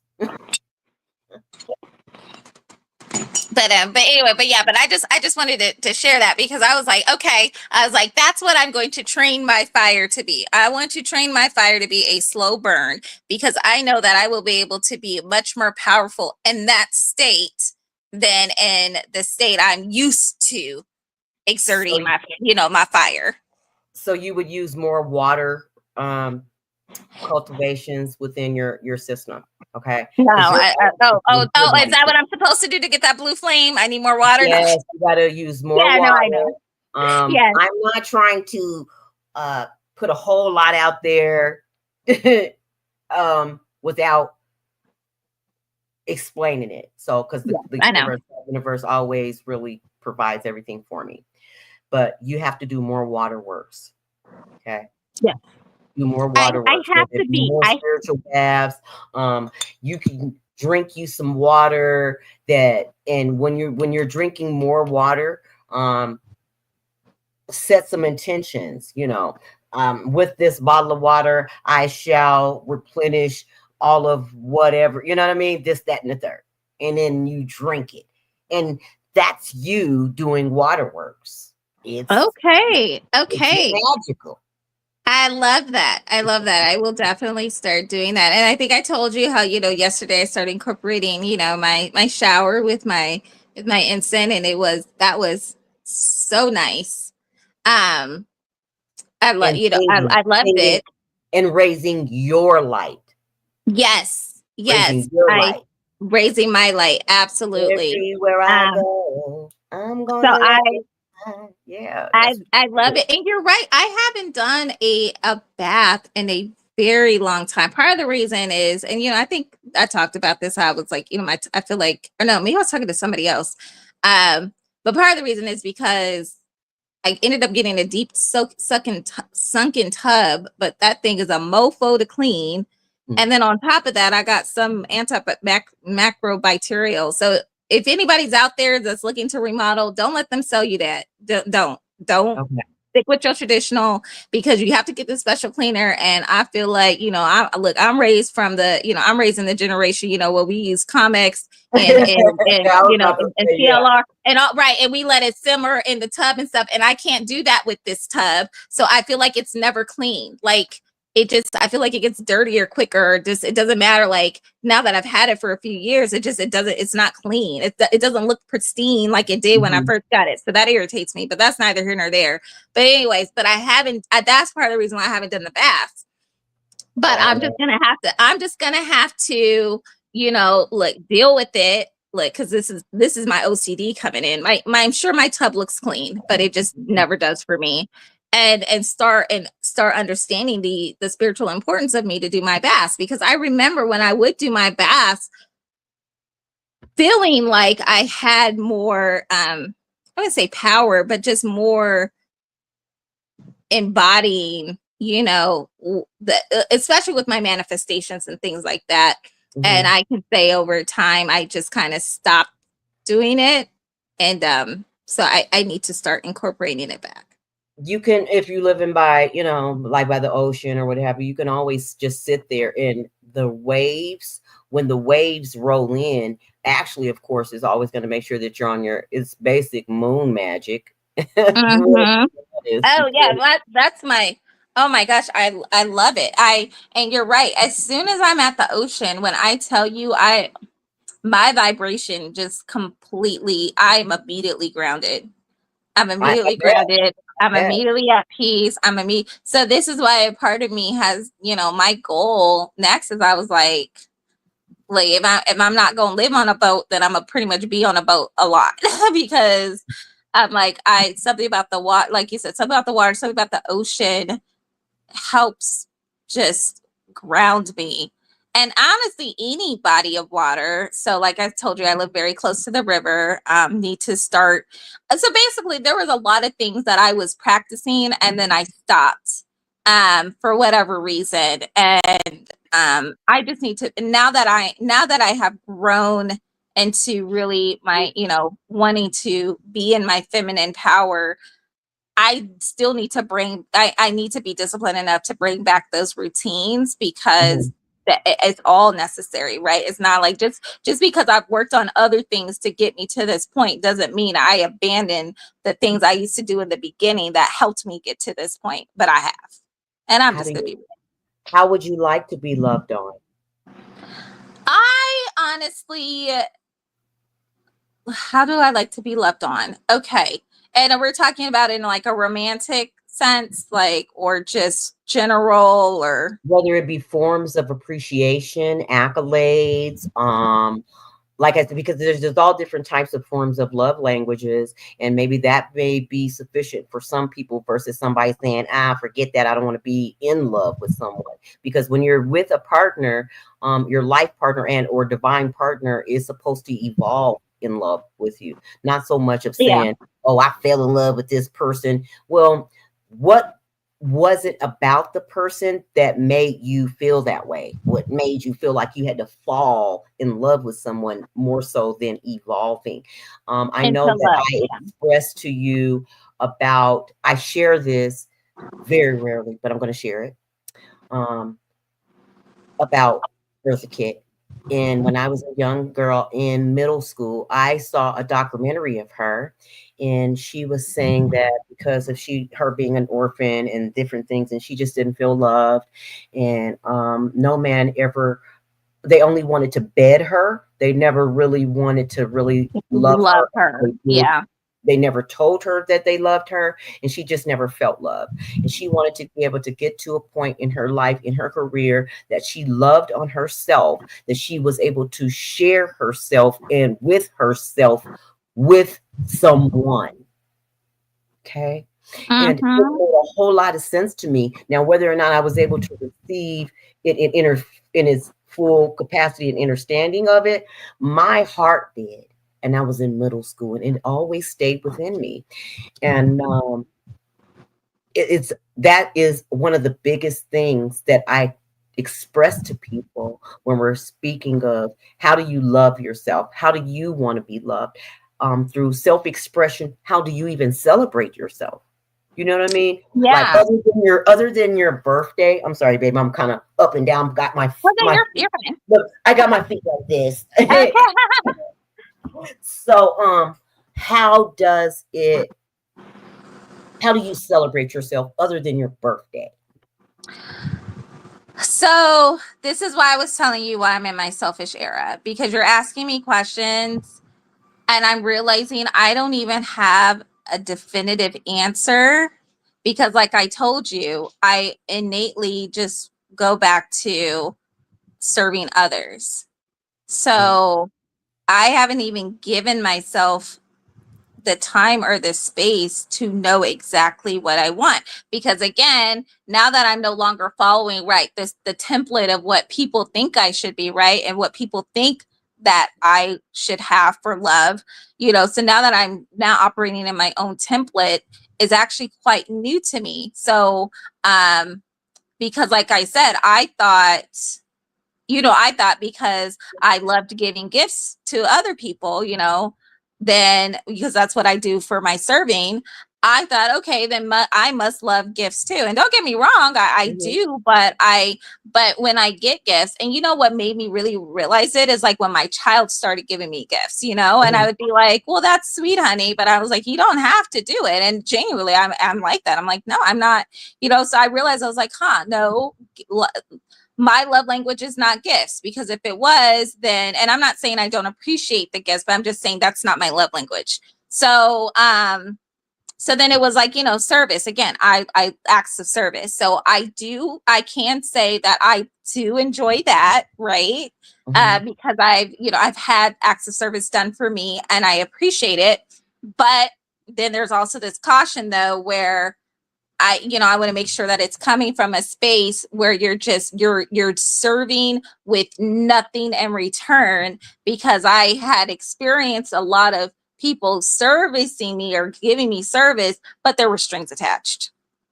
Oh yes, yes. Right. I get It that. wasn't, I it get wasn't, that. it I wasn't mean, pure. It I don't wasn't. see it, but I understand it. Yeah, exactly. Right. So there's still that I'm kind of dealing with, right? That's another reason why, like, these are these things of why it's hard for me to receive. Mhm. Um, And then, like I said, touch. So I love my partner. I love the closest of my partner. And I just kind of got a revelation of why I like that.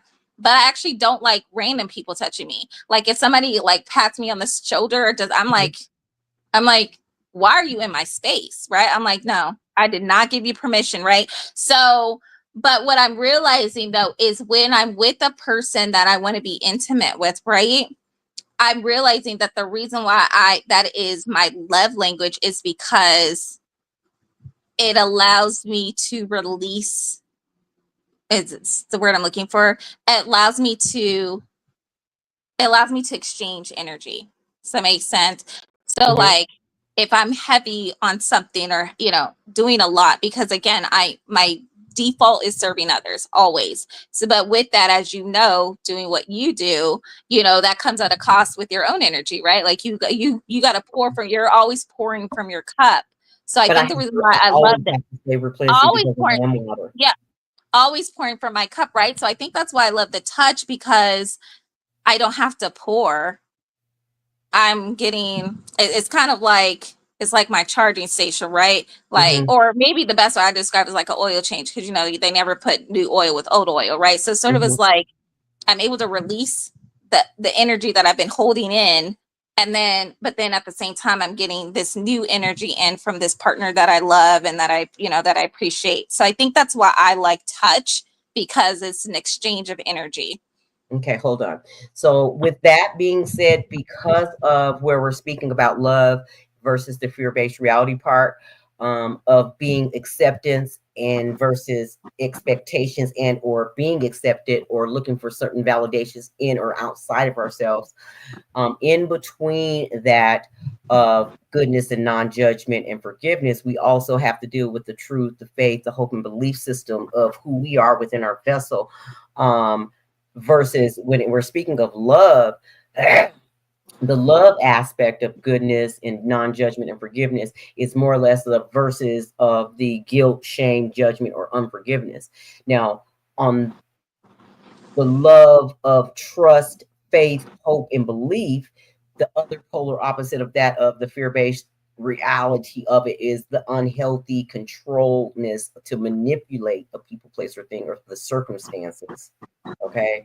To desire to think that, oh, I'm gonna do this and I'm gonna get a desired result because think, right? Now, Mm-hmm. that is because they're misutilizing their sacral and their root. Okay. They know that maybe some particular person has a issue with an insecurity about something, or like, oh, I know she ain't no gonna be a good receiver. Like, I didn't like surprise parties. I didn't like people surprising me. Yeah, and neither do I. I don't like I that was message. on, I'm and like, no. this only happened, Mo, because I was 13 years old and I had a birthday party, and my brother and I made French fries earlier in the day, and my brother made them really spicy, right? And so my sister made me a birthday cake, and I had invited some friends after school, and my sister made me a birthday cake. I like German chocolate cake. She made the German chocolate, but she didn't have any butter, so she used the grease from earlier in the day from me and my brother using French fries. Ew. And so when everybody came, my cake was hot. Everybody was all eating it. Just because there's kids, but me, I was over there crying and shit.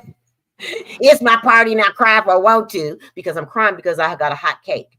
Well, one of my friends came over and he says, Keita, don't. He goes, Kaida, please don't cry.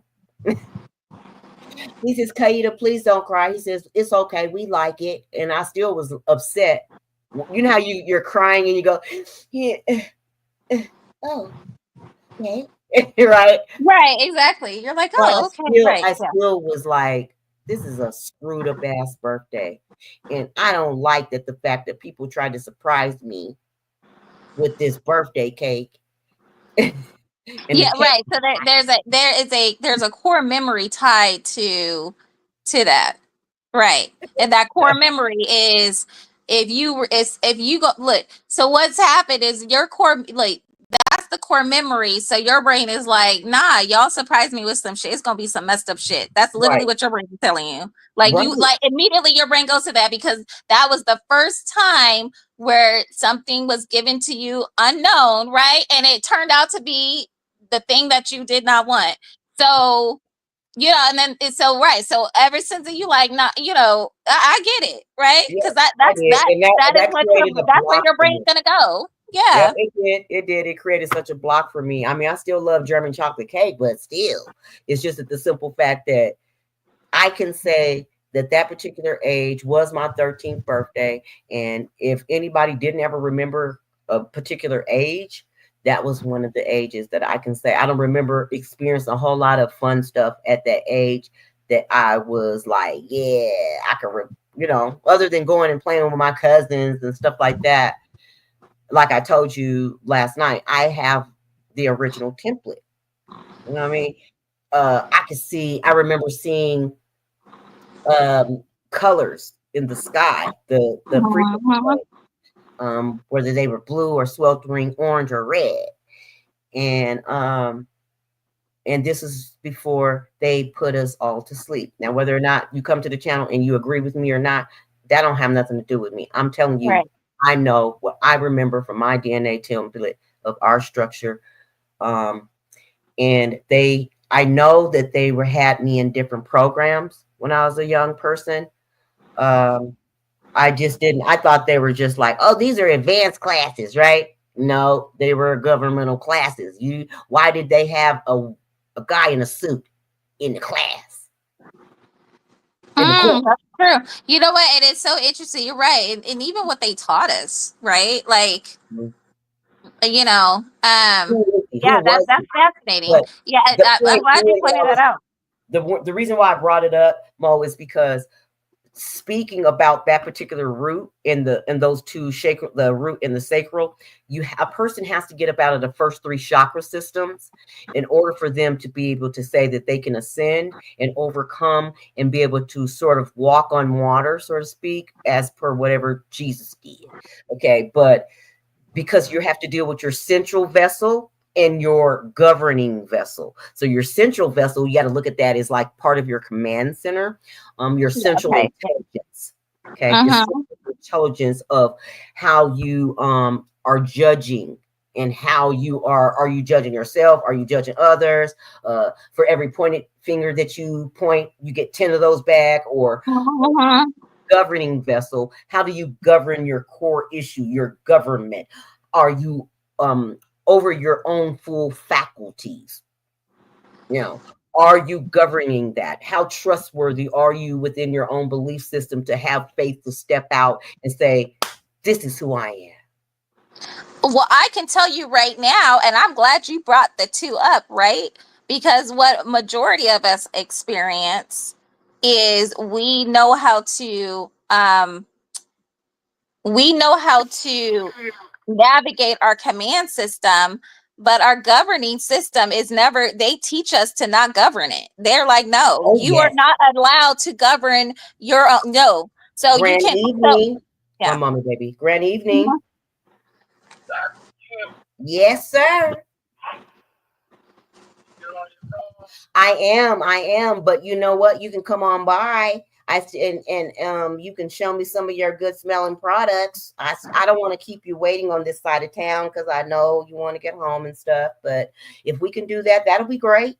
How far are you away from me? MLK is still. Oh, okay, okay. So if you don't mind kind of being in and out of the camera while I'm conducting, that would be cool. Then we can, you know. Okay, well, I'm on the way there, ma'am. Okay, I'll be waiting. Yes, ma'am. All right. Okay. All right. Bye-bye. Okay. I'm sorry, but you were saying that I brought both of those up, the central vessel and the Mhm. vessel. In the governing vessel, right? So so they don't want you to govern. So I feel like that is where, and I was like, oh, okay. I was like, okay, now I'm seeing what makes sense. So that is where the disconnect is with finding out who you authentically are, Mhm. because you now not only do you, so this is what the healing process is. So the healing process is basically recognizing that, oh, I'm not governing my own life. Wait a second, right? And then Mhm. the second thing is, but it's not like they don't just nicely hand it over to you. No, absolutely not. Like, so it's That's not like you right. can be like, it's not like you can be like, hello, society. I have now realized that you've been governing me. Would you allow me to govern myself? No, you gotta fight for it. I'm gonna say you gotta fight for that bitch. I came in You there like, gotta oh, fight hand for me, that you bitch. witch. Right. Now just Exactly. talking You straight. got to fight. You have Look, got to hand me, you fight for peasant. it back. Right. And so, but the funny thing about it is, so then that's what I'm saying. So this is the third phase. I feel like this is the phase I'm in. Now you fought for it. Now you got it back, but Mhm. you don't even, but now you're like, okay, well, oh shoot, You I don't got know to what to govern. do with it. You don't know what to do with You're it. still Right. utilizing somebody else's old template to be like, oh, I'm gonna take this, I'm gonna take that, and I'm gonna put this on here, and I'm gonna make my own crown. No. Mm-mm. Exactly. Okay. Exactly. And that's what a lot of us do. And so then we still end up being trapped and feeling stuck and all that. And it's like, no, what you're supposed to do, not because you know how to govern your command system, right? So, or right, or you know how to manage your command system. So you have to, like you said, have enough trust and faith in that command system to know how that and let it govern, right? But Yes. so much of us are scared of that because we're like, okay, can I govern it, right? And it's like, well, yes, you Until know, you come across one of us and we can rip that band-aid off and show you the but real yeah. lies with real lies and explain to you where the error of your ways is. Now, when I was a young girl, my dad used to try to say some stuff to us to try to get over on us, and he would say, who are you going to believe, me or your lying eyes? Now, fine. Mm, see, At the time is, you're telling me is that I shouldn't trust what I see. exactly. And that's what I was gonna say. And remember, we were just talking about how you were saying, how we speak things into life and speak things. Yeah. So when your dad told you this, and I'm not, no knock to your dad, but because again, this is a societal construct. And when you start to understand that, this is when you really can start forgiving anybody and everybody and the things that they said and done, because you realize you're like, well, they're just operating under this society system. Like, it is what it is. They have not fought to govern themselves again. So anyway, but basically what I'm saying is he spoke that into existence, and then you took it and manifested it. Yeah, he was doing the magician shit. Excuse my language. The trick of the hand, like, which hand is it in? Like, right. Yeah, exactly. Exactly. And you're like, no, which one? Now that we went from that part to the brother doing the 3-card Molly crap. Mm-hmm. The 3-card Molly. Look, where's the ball? Right. Where is that? Yeah, all illusions, all trickery to get you to question yourself, because good and well, if you had responded with your smart mouth, talk about my eyes, what would have happened? You would have been slapped into next week. Well, they did. Well, he was just doing it when he was playing. He would never say that. Okay. Well, see, he was just saying. I grew up where we weren't. That wasn't playing. That was the truth. Oh no, right? no.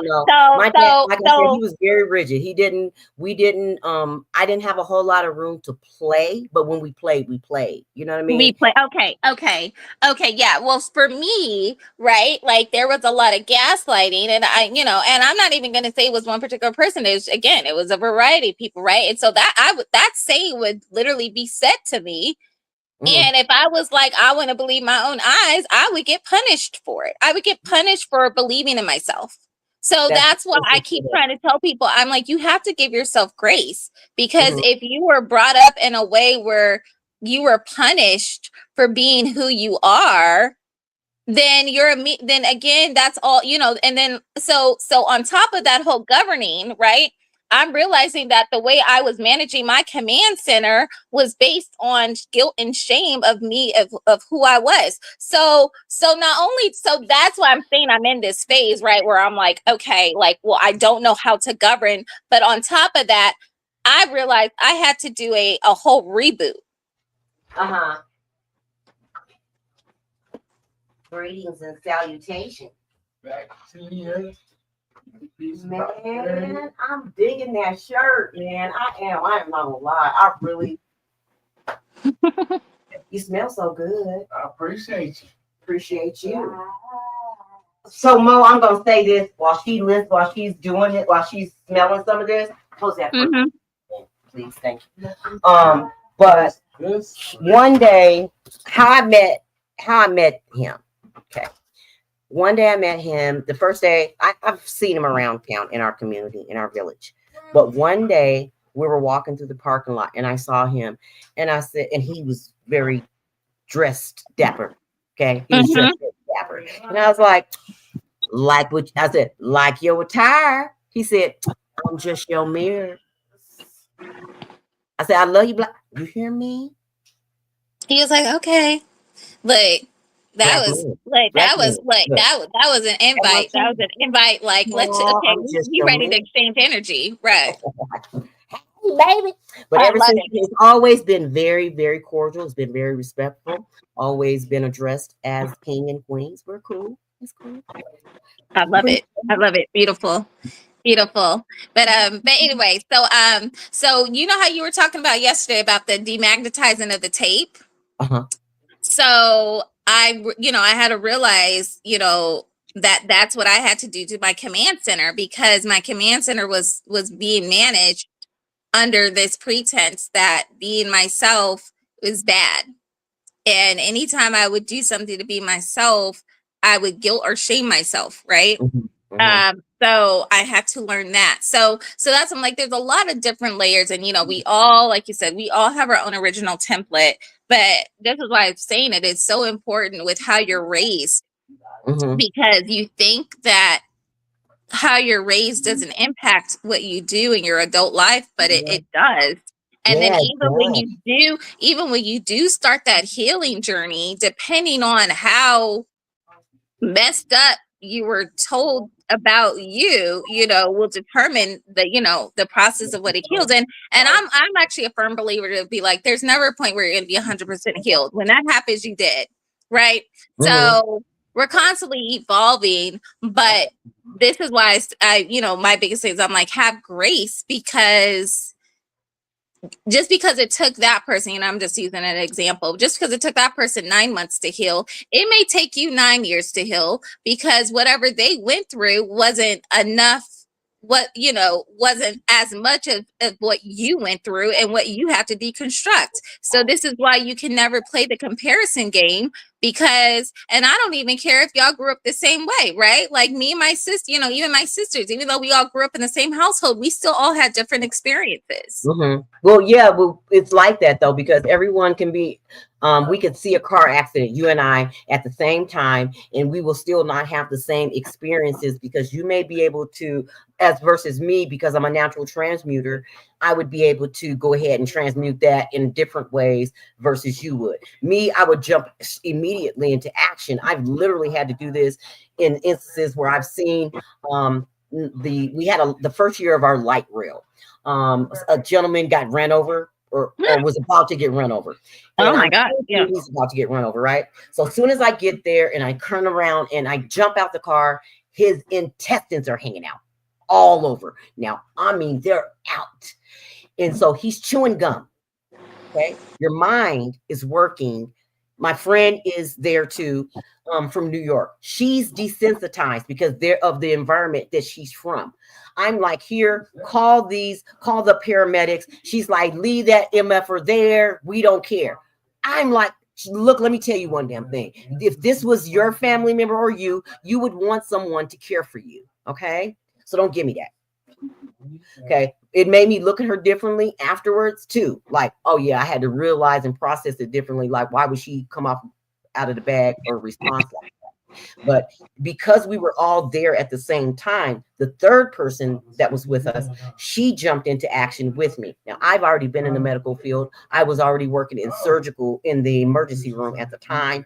My friend that was with me, she was a medical assistant, a phlebotomist. And the other chick, I don't even remember what Lori did, but she wasn't in the medical field. She, like I said, the memory of her was desensitized at the time. Even two security guards that came to the scene. Okay. I chased a police officer down in order to even get before I got there. Okay.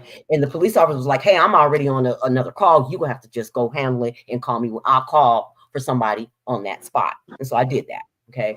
But the adrenaline flow, we still, all three of us still can remember what that man's face looks like.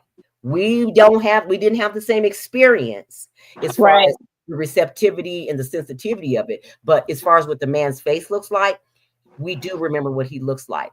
And we're thinking like, well, what happened? It was a drug deal gone bad. Two Mexicans slashed him in the belly, got all his intestines hanging out. Oh my God. Oh goodness. So it was just a lot during that time. So like I said, I do hear what you're saying as far as no one receiving the same sensitivity receptors during that particular time, being able to govern thy central intelligence versus the governing vessel, because your governing vessel is what governs your belly too. You know what I mean? Like if you don't feel something intuitionally, then you damn sure better listen to it, because if you're not, you're going to be one of those people that, could be like him. Oh, 100%.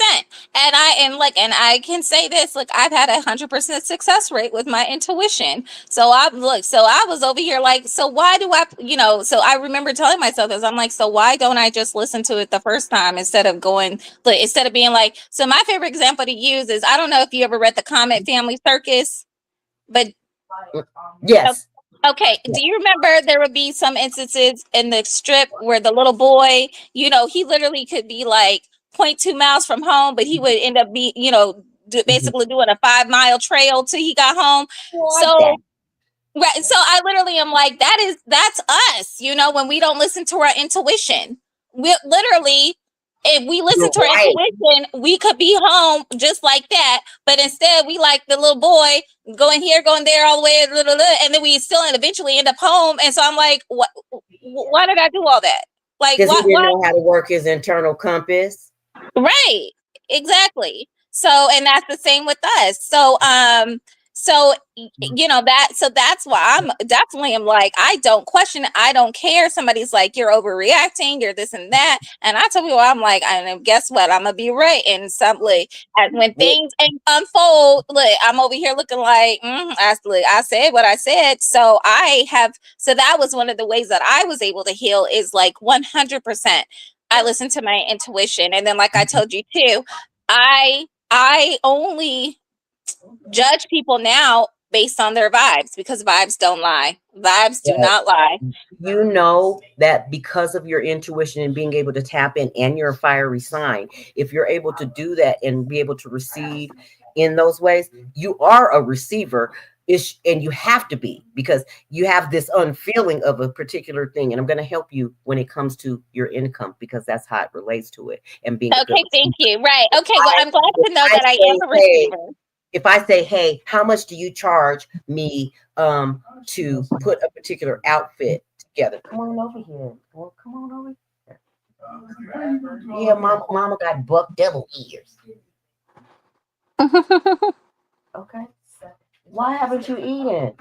I'm talking about me and you. Ready to go to the restaurant. Oh, okay. Sorry, we're gonna do this all in 3 watts. Oh yes, of course. Ooh, I'm like, I want to be like, you ship? Do you ship stuff? Because I'm overdue. Okay, I'm gonna get your information, because I need to replenish my oils.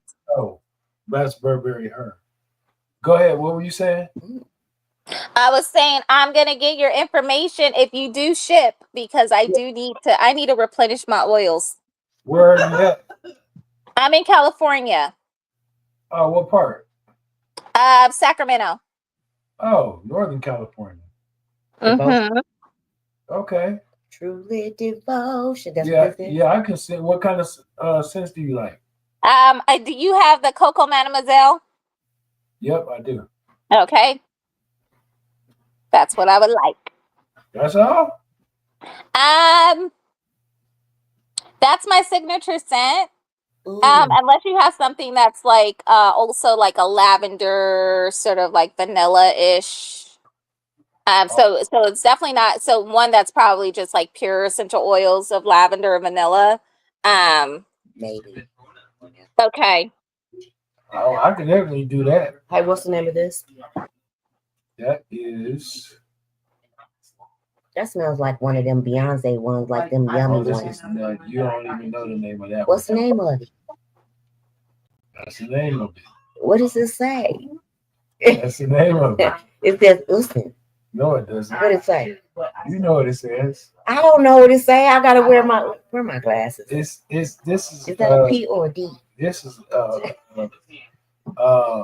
No, you know it. You know it's a P, but she don't want to say it on. She don't want to say it on camera. Oh, it's Milky Yanni. Let me tell you something. Say the word, but it's Milky Yanni.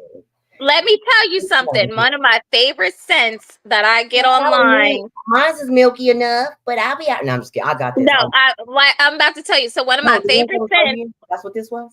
Okay. That I get online is called Enchanted. Insert here. And when I tell you, it makes the wind go wild. It makes the wind go wild. I'm like, it is enchanted. There we go. Oh my God! So I got some things that you would love. Oh, you got that too? Okay, look, go ahead and send to my page too.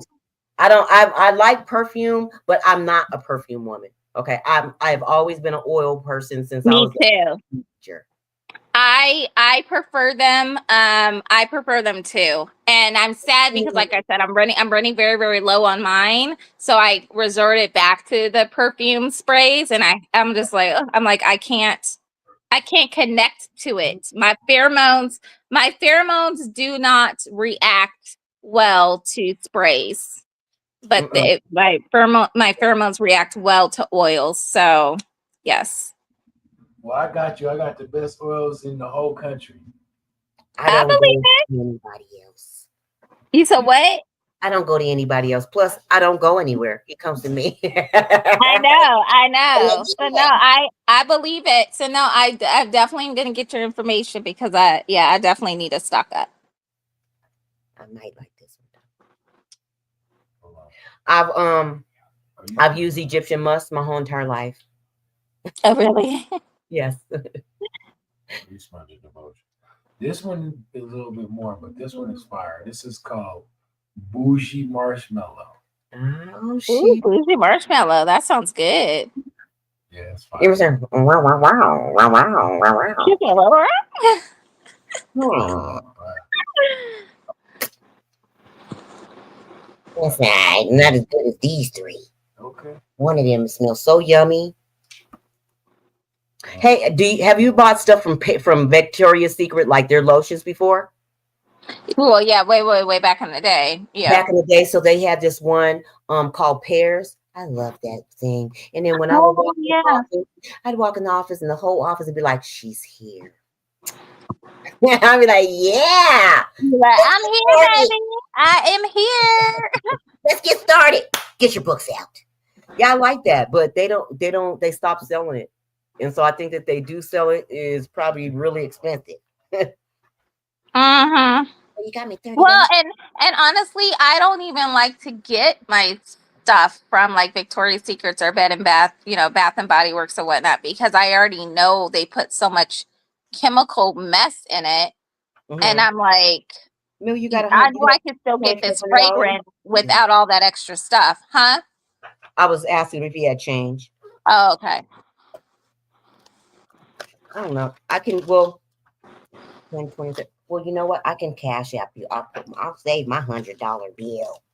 When she break it, it's out. Just, No, this. I'll just cash app you. And it's 555.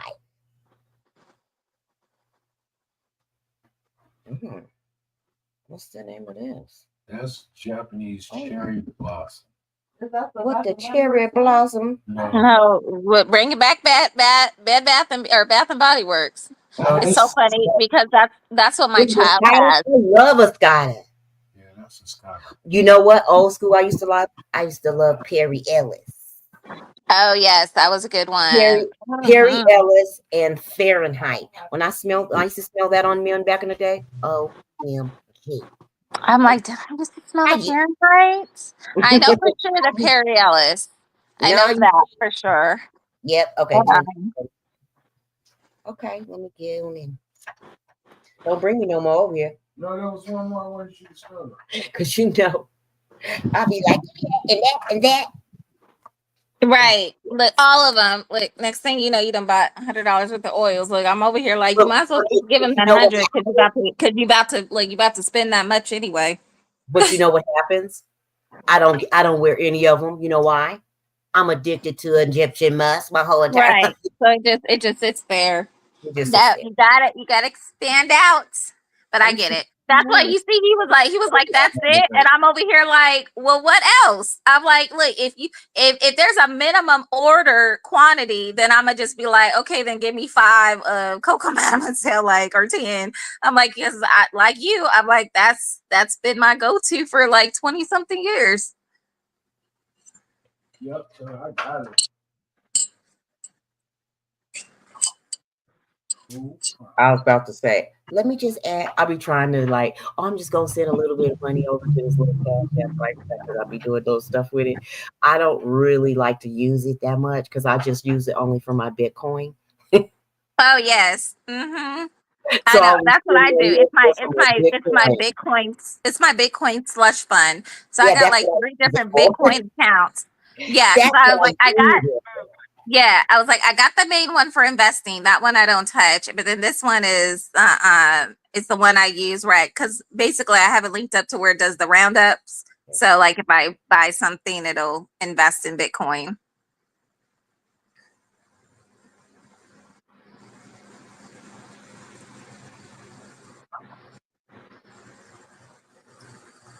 All right, sir.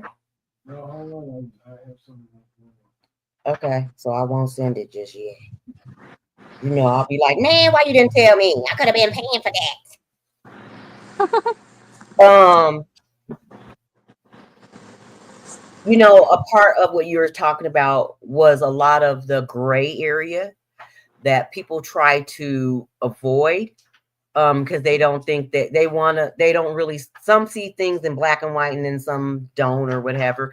But when you're not creating a healthy space for whatever your overindulgence versus your self-control is, then you have all these over excessive thoughts versus and or feelings of something like, oh my God, I want this. Like me and chocolate cake. I love chocolate cake, but I don't want to eat it late at night because then I start having all these sexual dreams and stuff because I I love chocolate.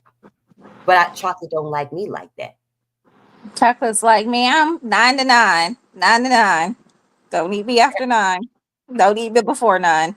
Chocolate's like, yeah, what's up?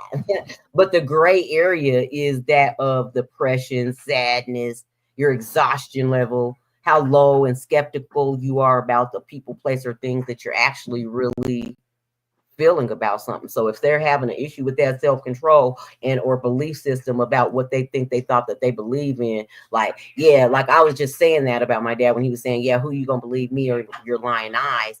And you like, which hand is it in? And it's like, I don't know. You want to donate that shirt?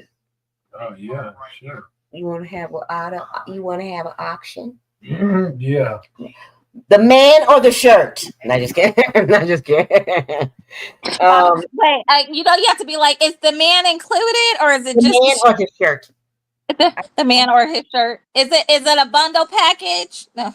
Mm-hmm. Oh shit! He said he a bundle package. Oh, okay.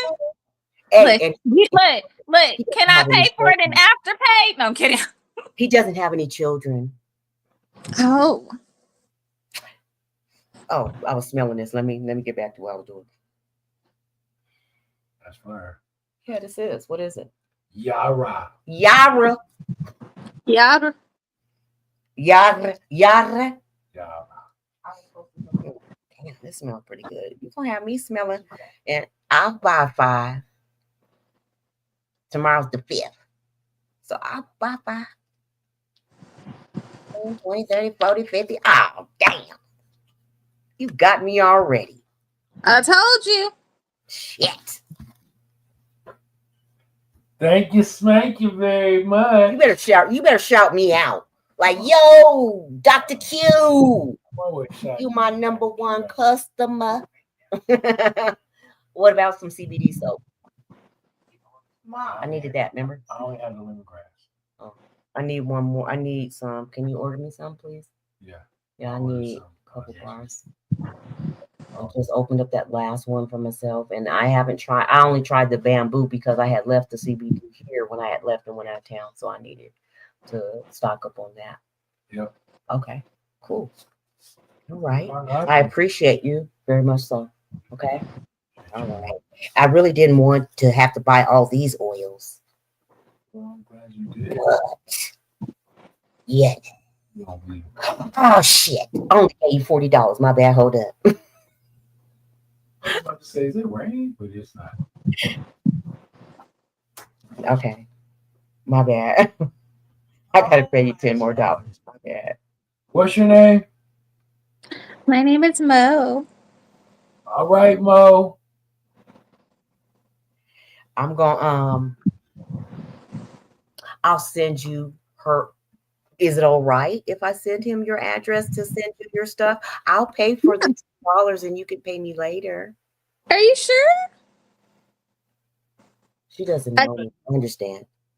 I just told you I have a problem with receiving. Don't get an attitude with me. I just confessed that. And she gonna get mad.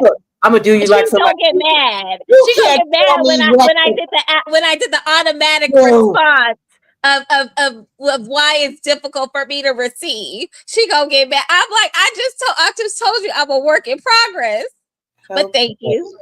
You're right. I need to just be open and appreciative of it. Okay. Yes, you can send him my address. Okay. Well, when you're ready and you get it, then I'll pay you for it, and then I could send it. I'll send it. Okay. Because then that way I was gonna send her something anyway, and I can just include it in the package. How about that? Right on. I appreciate you, Emil. Appreciate you. Okay. All right. All right, sugar. All right, baby. Thank you.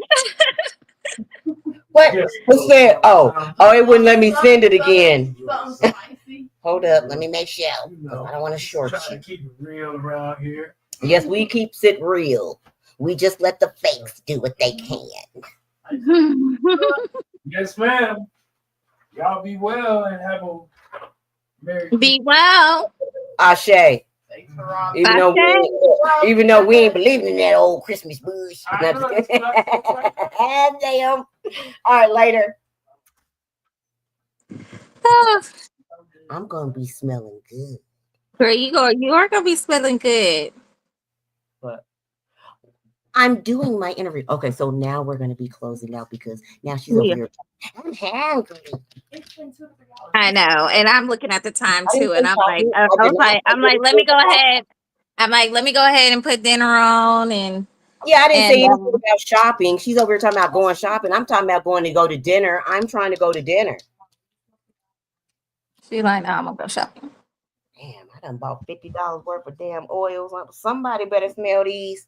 Not just kidding.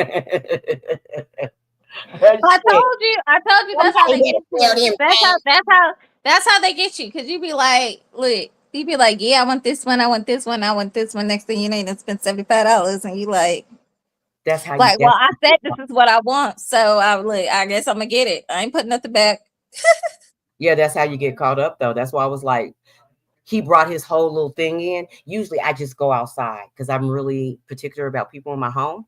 Oh, me too. Well, hello, we just talked about energies, and I don't know Yeah. about you, but I'm over here like I'm not trying to sage every daggone time. I'm Well, like, when people so come in my home, I do sage. I'm not gonna lie to you. When we get off the phone, I'm gonna sage my home. I don't like it when people are in my home like that or in my space, yeah. especially if you haven't. If I don't know where you've been, and then Mm-hmm. comes in, and then like I said, the instances of when you're touching people with an open vessel. Like I said, you can't always cover stuff up with the good smell good stuff, and I know women. That's how women get tricked a lot. Oh yeah. They be like, We "No, just talked. you We smell just so talked about the good." Perry. We just talked about the Perry Ellis and the Fahrenheit. Look, Oh that's yeah, how they get you in. that's how they Look, used to. They used to. That's how they get I'm you. very That's how much they get governing. you. I govern my vessel now. I know how to govern my vessel, my sacral. You just can't get me because you thought Yeah, that. when Hey, when I started learning the spiritual connection of, being that intimate with a man, I was over here like, and this is why I find it so wild, because I'm just like, that's the sex education they need to teach. I'm like, because if somebody would have taught that to me, oh honey, them legs would have stayed closed. I can feel If his somebody would energy. have He kept explained going that like to this. me, huh? Eee. That's what I felt. Exactly. She kept going like this, like you touched me enough. Oh, him. I I didn't want to know. be I'm over here. I didn't want to be rude though, but I am like that. I'm like, hey. Right. Again, because I did not invite you into my space. Well, he was already in my sphere. I know exactly, but I know, right. And I could tell he's very much a Philly guy. He's a touchy Philly guy. Not in a bad sense, but that's just him. That's in his Well, nature. because of the love. He's water too. Yes. He's a Scorpio. Pisces. Water. Oh, No, Scorpio. Oh, Scorpio. Oh, yeah. we're both Scorpios. That's why I was like saying to him, and I was like, hey, I like your style. I like the way he does the same thing that you do. So when I go to the Black Summit entrepreneur events for the Black Boss Summits, when I do those, he likes to be like, yo, let me dress you. Okay. Yeah, Yeah, I could tell. It was like he has a nice style persona to him. Yeah.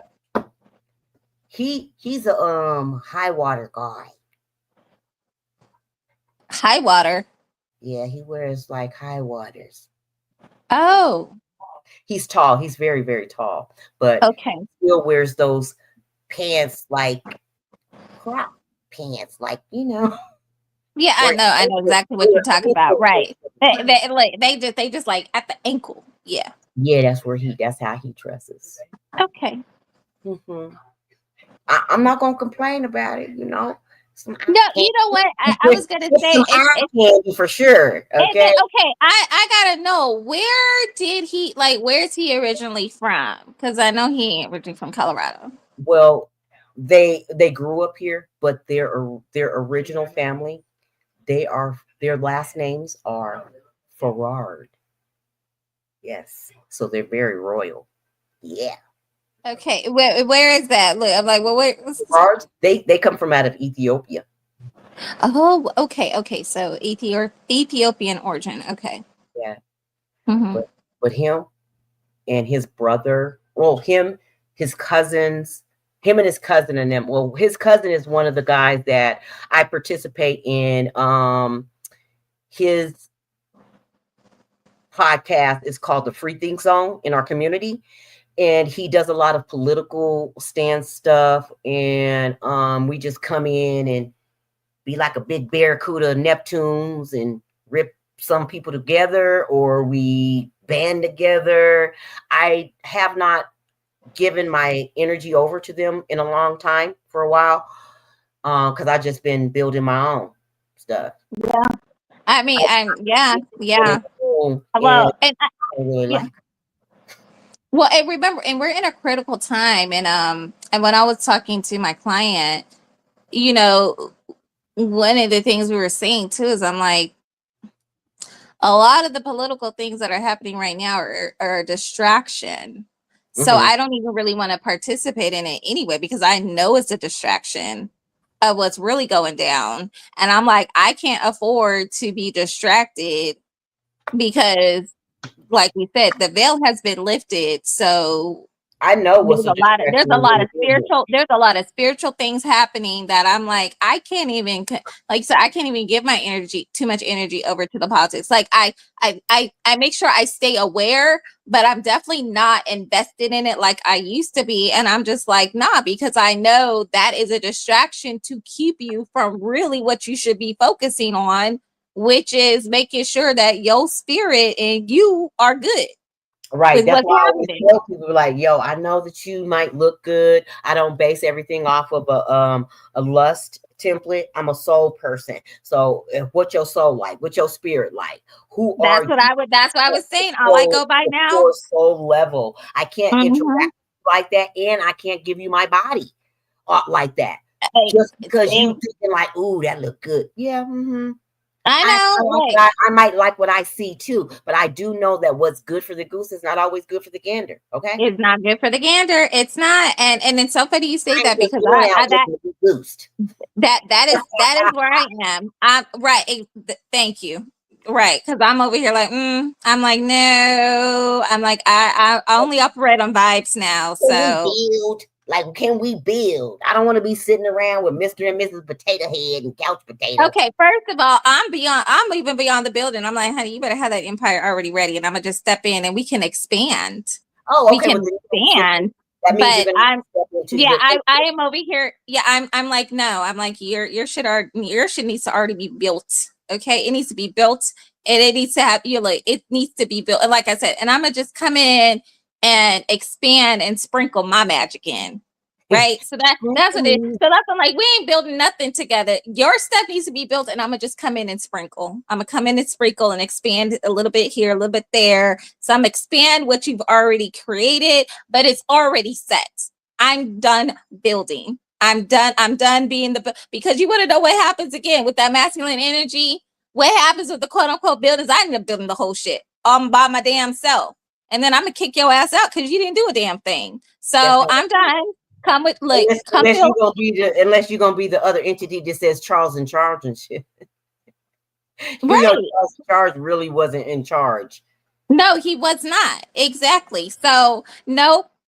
Yours needs to be built. And like I said, I'm gonna sprinkle my magic and we're gonna expand from it. And that's that. And that is how I'm rolling. So a lot of men are automatically disqualified for that because they are like, yeah, babe, I want to build. No, okay, well, you go ahead and find somebody else to build because I'm ready to build. On that note, I'm ready to build and I'm prepared to build. I'm building now. This is our match. We're building. And for that of welcoming to her story, I appreciate you for coming in, sharing your story. Maybe we can get back onto some more energy again, maybe invite some more ladies in so we can be able to like, yo, this is our I would spiritual love journey. that. We can share Yes. and be able to discuss some things intellectually, be able to get that emotional state, E state, up to par wherever it is or isn't. We definitely can have some healing amongst our journey with our feminine aspects so that we can be able to support ourselves as queens in our queenship, to be able to Yes. support our kings and future kings, that we be able to receive, right? To be a good receiver of our kings and help them heal in I know. Like, and I feel like I'm like, why does she keep saying the R word? I'm like, oh my gosh. Because you have to receive. You have to be a good receiver in order to be able to receive the information to heal, even to be a good receiver. So you, in order to do that, you got to be learning your man in order to earn your man. So do be respectful of yourself, be compassionate, and know that in order to receive, you have to allow him to show up in the ways that he knows how, not just in the ways that you think that he should show up for you, but he needs to show up for you in the ways that he knows how. But you also, too, we all need to show up for each other in our queenship, in our kingship, and then at the door, we check that out. You know, it's not saying we're taking that off completely, but we are going to show respect for each other to coincide. Absolutely. Yes. As a friend, he and I are cool. I know my type, but as far as king and queen showing our camaraderie and recognition of each other's spirit, he recognizes it. And every single time I say, "How art thou?" he says it and addresses it. Thou art great. Thou art great. Thou art great. And I'm glad you brought up the point where you were saying to be able to show up for your king. And this is why, that's what I was saying. I know this is a work in progress for me, because again, like I said, by default, masculine energy was for me. But if you're, especially for the king that I know that I deserve for myself, right? I'm telling you right, I'm like, they don't want that. They don't, because they are full masculine energy, right? So that is why this is so new to me, because I'm like, oh, like, and this is why, people are like, okay, you know what? Part of the also reason why I'm like, I'm not tapping into my masculine energy is because, like, I know that I'm like, for the person that the person that I desire in my life, that's not, they want the full divine feminine, right? So I'm like, okay, so that's, I'm like, okay. But then in turn, I understand that that's actually me. That is truly me. That is how I am, that is me. I know this, right? I know this in my heart. So I would leave with that to be like, right, but that's why it is AKA hard for me to receive, because again, like you said, I need to also be giving out a receptor of what I need to receive, but it's being blocked because I don't know. I don't know how to fully manage my 100% full divine, because it's a very, very new, but I'm excited. It'll take time. And how to do that? You are going to do that by way of our connection and by way of other women connecting. So then I'm not saying to be like anyone particular, but you will be able to see those emulated essences in the divine feminine energy. Now, I have seen many different videos with different people of saying that they were divine feminine, but they didn't really click to me to think that I needed to be within their circle. Okay. So I myself, I know that with me and the people that I want to gravitate with are the people that I'm supposed to evolve with over time and in our lives, to be able to help anchor each other and give each other and exchange that energy. So yes, I don't mind exchanging my divine feminine energy with that, because I love my feminine energy. I love it.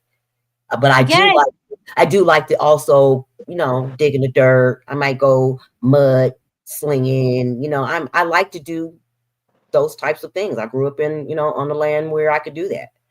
And but that to me, I'm like, that's still a part of your divine energy, because that's why we call it Mother Earth, right? Mother Earth. So that is in your divine energy. That's just a certain aspect of it. So I found out that they're doing a a mudslinging event, right? A mud, yeah, where you get in there and you mess around with the mud and you supposed to just do some sliding around. I want to do that. Well, Do I'm it. not a pig and I'm not going to cast my pearls among swine, but I would like to do something wild and like that. So this is what you can do for the equivalent, right? Why don't you go to a spa and just get a mud? Well, Yes, that's what that's I'm talking about. It's one of those places. It's not like, out in nature, but it's one of those types. It's a spa, it's a wellness place, but they were doing it for like mud. And then I was yeah. like, now wait. And then I saw one where they just do bubbles. They have this this thing downtown where they do this bubble thing and everybody's going. And you're supposed to go through the Oh Oh no, yeah, it yeah. wasn't bubbles, it was foam or something like that. And Oh, I the was like, foam. Yeah, yeah. water. Well, I no, don't well, no. So you gotta find the spa that does. Okay, so I don't know if they have them out in Colorado, but at least in Southern California they have. Like, so I grew up near a place, and the mud is natural. You're outside. You are literally out in a mud pit, and you put the mud on yourself. I got my own mud down here. I bring it back from Oklahoma, right? And the dirt is red. So I bring it back by the bags, by the trash bags, so that I can be able to ground my feet in them. You can actually pour excuse me. Bless you. Thank you. Bless you. Bless you. In the event that I can pour some hot water inside the clay, the red dirt, and I stick my feet. Mhm. Ooh, no, it feels so That sounds incredible. You know good. what? Why don't you do that? Why are you not doing that? Why do you like? I'm over here telling you to go to places, create your own. I Yeah. do. That's one of my personal rituals that I do for me. So that Okay. I can Yeah, be able to that's ground incredible. and go back and forth. But Yes. I did do some crazy crap. When I was there, it rained. It kept raining so hard. I actually drank some rainwater. Ooh. Well, it got chemtrail up in it, so I drank some moon water, and after she I done thought drunk. about Y'all, she the done drunk chemtrails and the rainwater. She done chemicals, drunk rainwater with chemtrails. Oh right after Lord. I thought about the chemtrails and the chemtrails, and I thought about the seed clouding and the cloud. I was like, what the I hell? was like, well, I hope. Well, you blessed it. You blessed it, so it didn't. I So it did. was I did. right. So But I'm when I like, came back that home, it's I yeah. kept feeling, I was like, my hair is different. My face is different. I kept saying my skin is different. And then as soon as you step foot into this high 5280, your skin draws up, pulls all the moisture from you. So you have to Mhm. be able to know how to moisturize yourself here.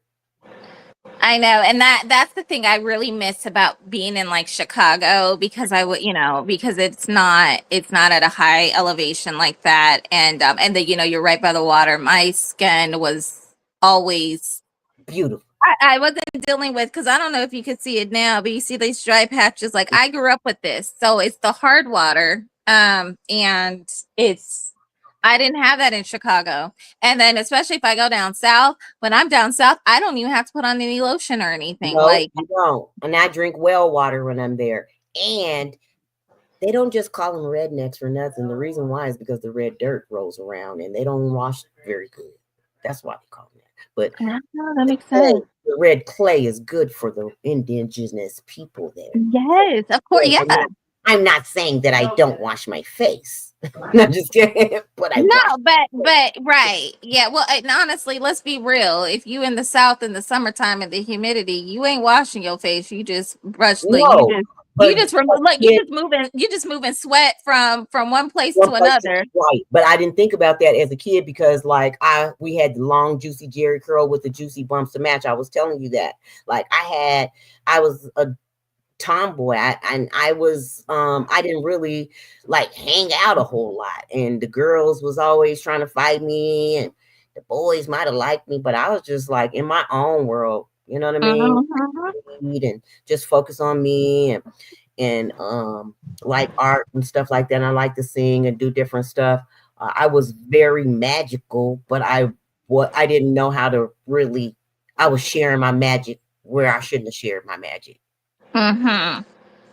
Yeah, Okay. I was sharing it I where I hear should that. have been sharing it, and people would be like, "Yeah, I always want her to be my friend," and I'm like, "Why? I don't even like people." And that's good. And they be like, yeah, you double. Yeah. You're And like, no. I used to think that. I didn't think that. I thought I was like a cool kid, but my brother now still tells me to this day, he'll be like, no, you didn't really like kids like that. You didn't really like kids. And I was like, well, damn, I thought I was really cool. I thought I had a lot of friends like that. He's like, yeah, but you was more comical and more like a comedian. You were more of an actor, actress type of a person. You really weren't. Oh, okay. You're performative in your Yeah, friendship. I wasn't a person Yeah. that was, and that's why I said, well, whenever I would hear them complain a lot, they be all complaining about life. I'd be like, oh well, you know, and hunch my shoulders, be like, you act like we never had any good times. That's how I would say. I said, you guys complain too much. You act like we never had any good times. And then I'd skip off and they'd still be mad at me, but I didn't know why they was mad. I didn't give a shit. I just said what I said. Well, that's why you didn't have no friends. I don't care. And I was getting out your plan. But that lets me know. So like, so that was how your soul spoke out, right? Because your Right. soul was like, I'm not about to look.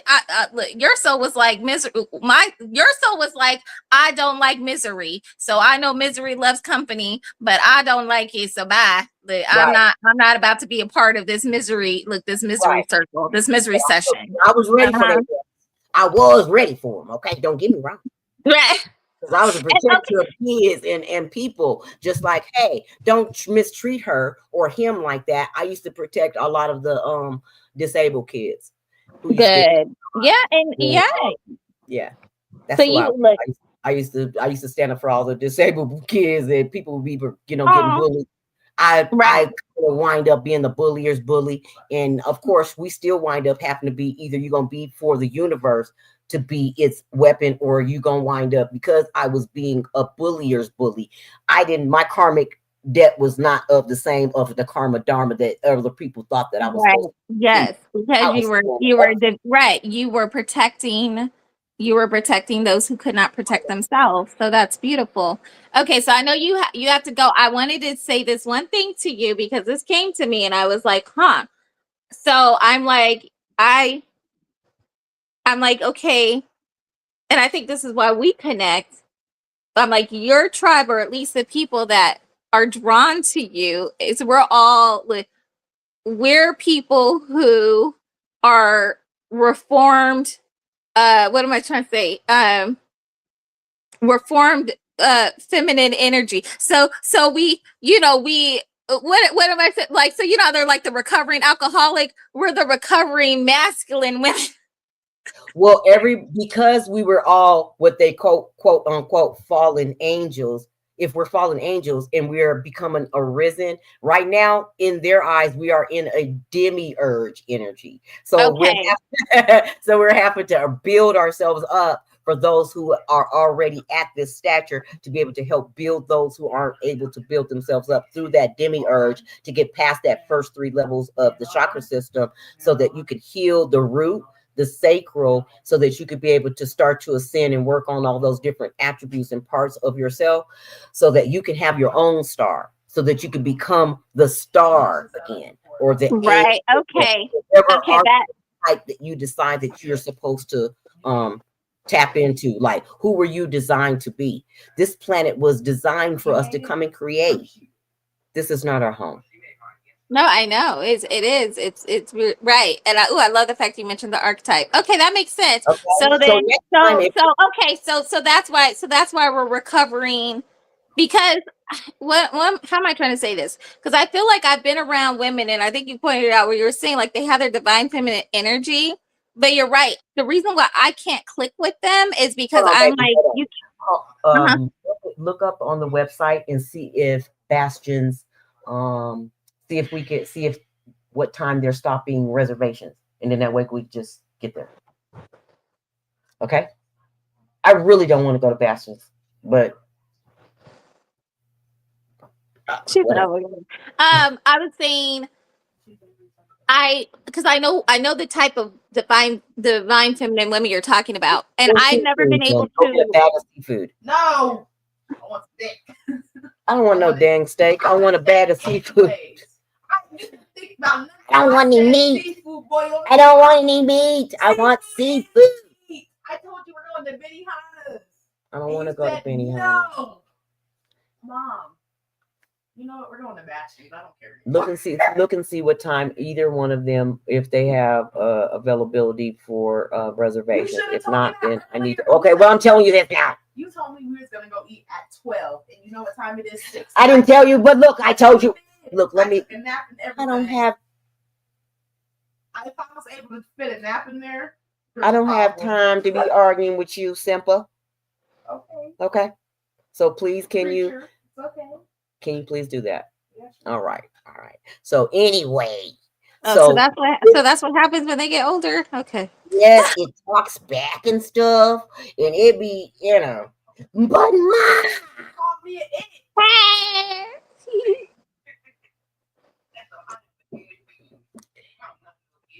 let me explain something to you too. That's the nephew on the other line there. Oh.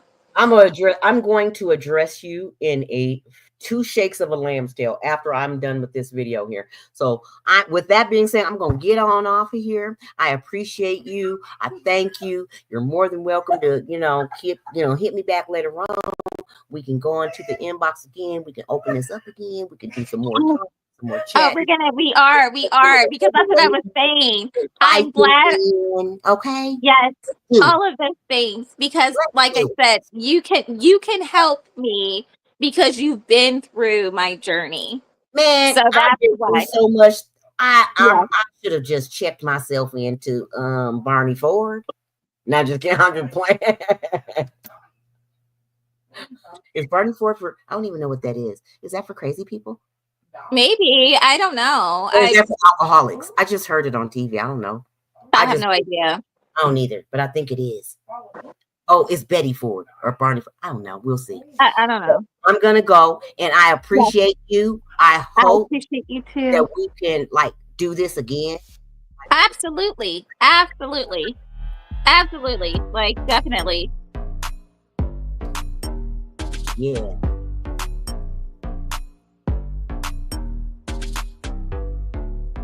Remember that motto that I told you about? Yeah. If it ain't divine, then it ain't mine. The more you put that affirmation out there, it's going to gravitate towards you. I promise you it'll work for you. The divine. It's kind of like when they say, if you take 5 steps, the God universe will step up and it'll grab you, sweep you up. You're going to turn your lights on. Okay? Okay. Yeah, peace. Blessings to you. Blessings. Peace, love, blessings to you. What you know about rolling down in the deep? When your brain goes numb, you can call them into freeze. When these people talk too much, put the shit in slow motion.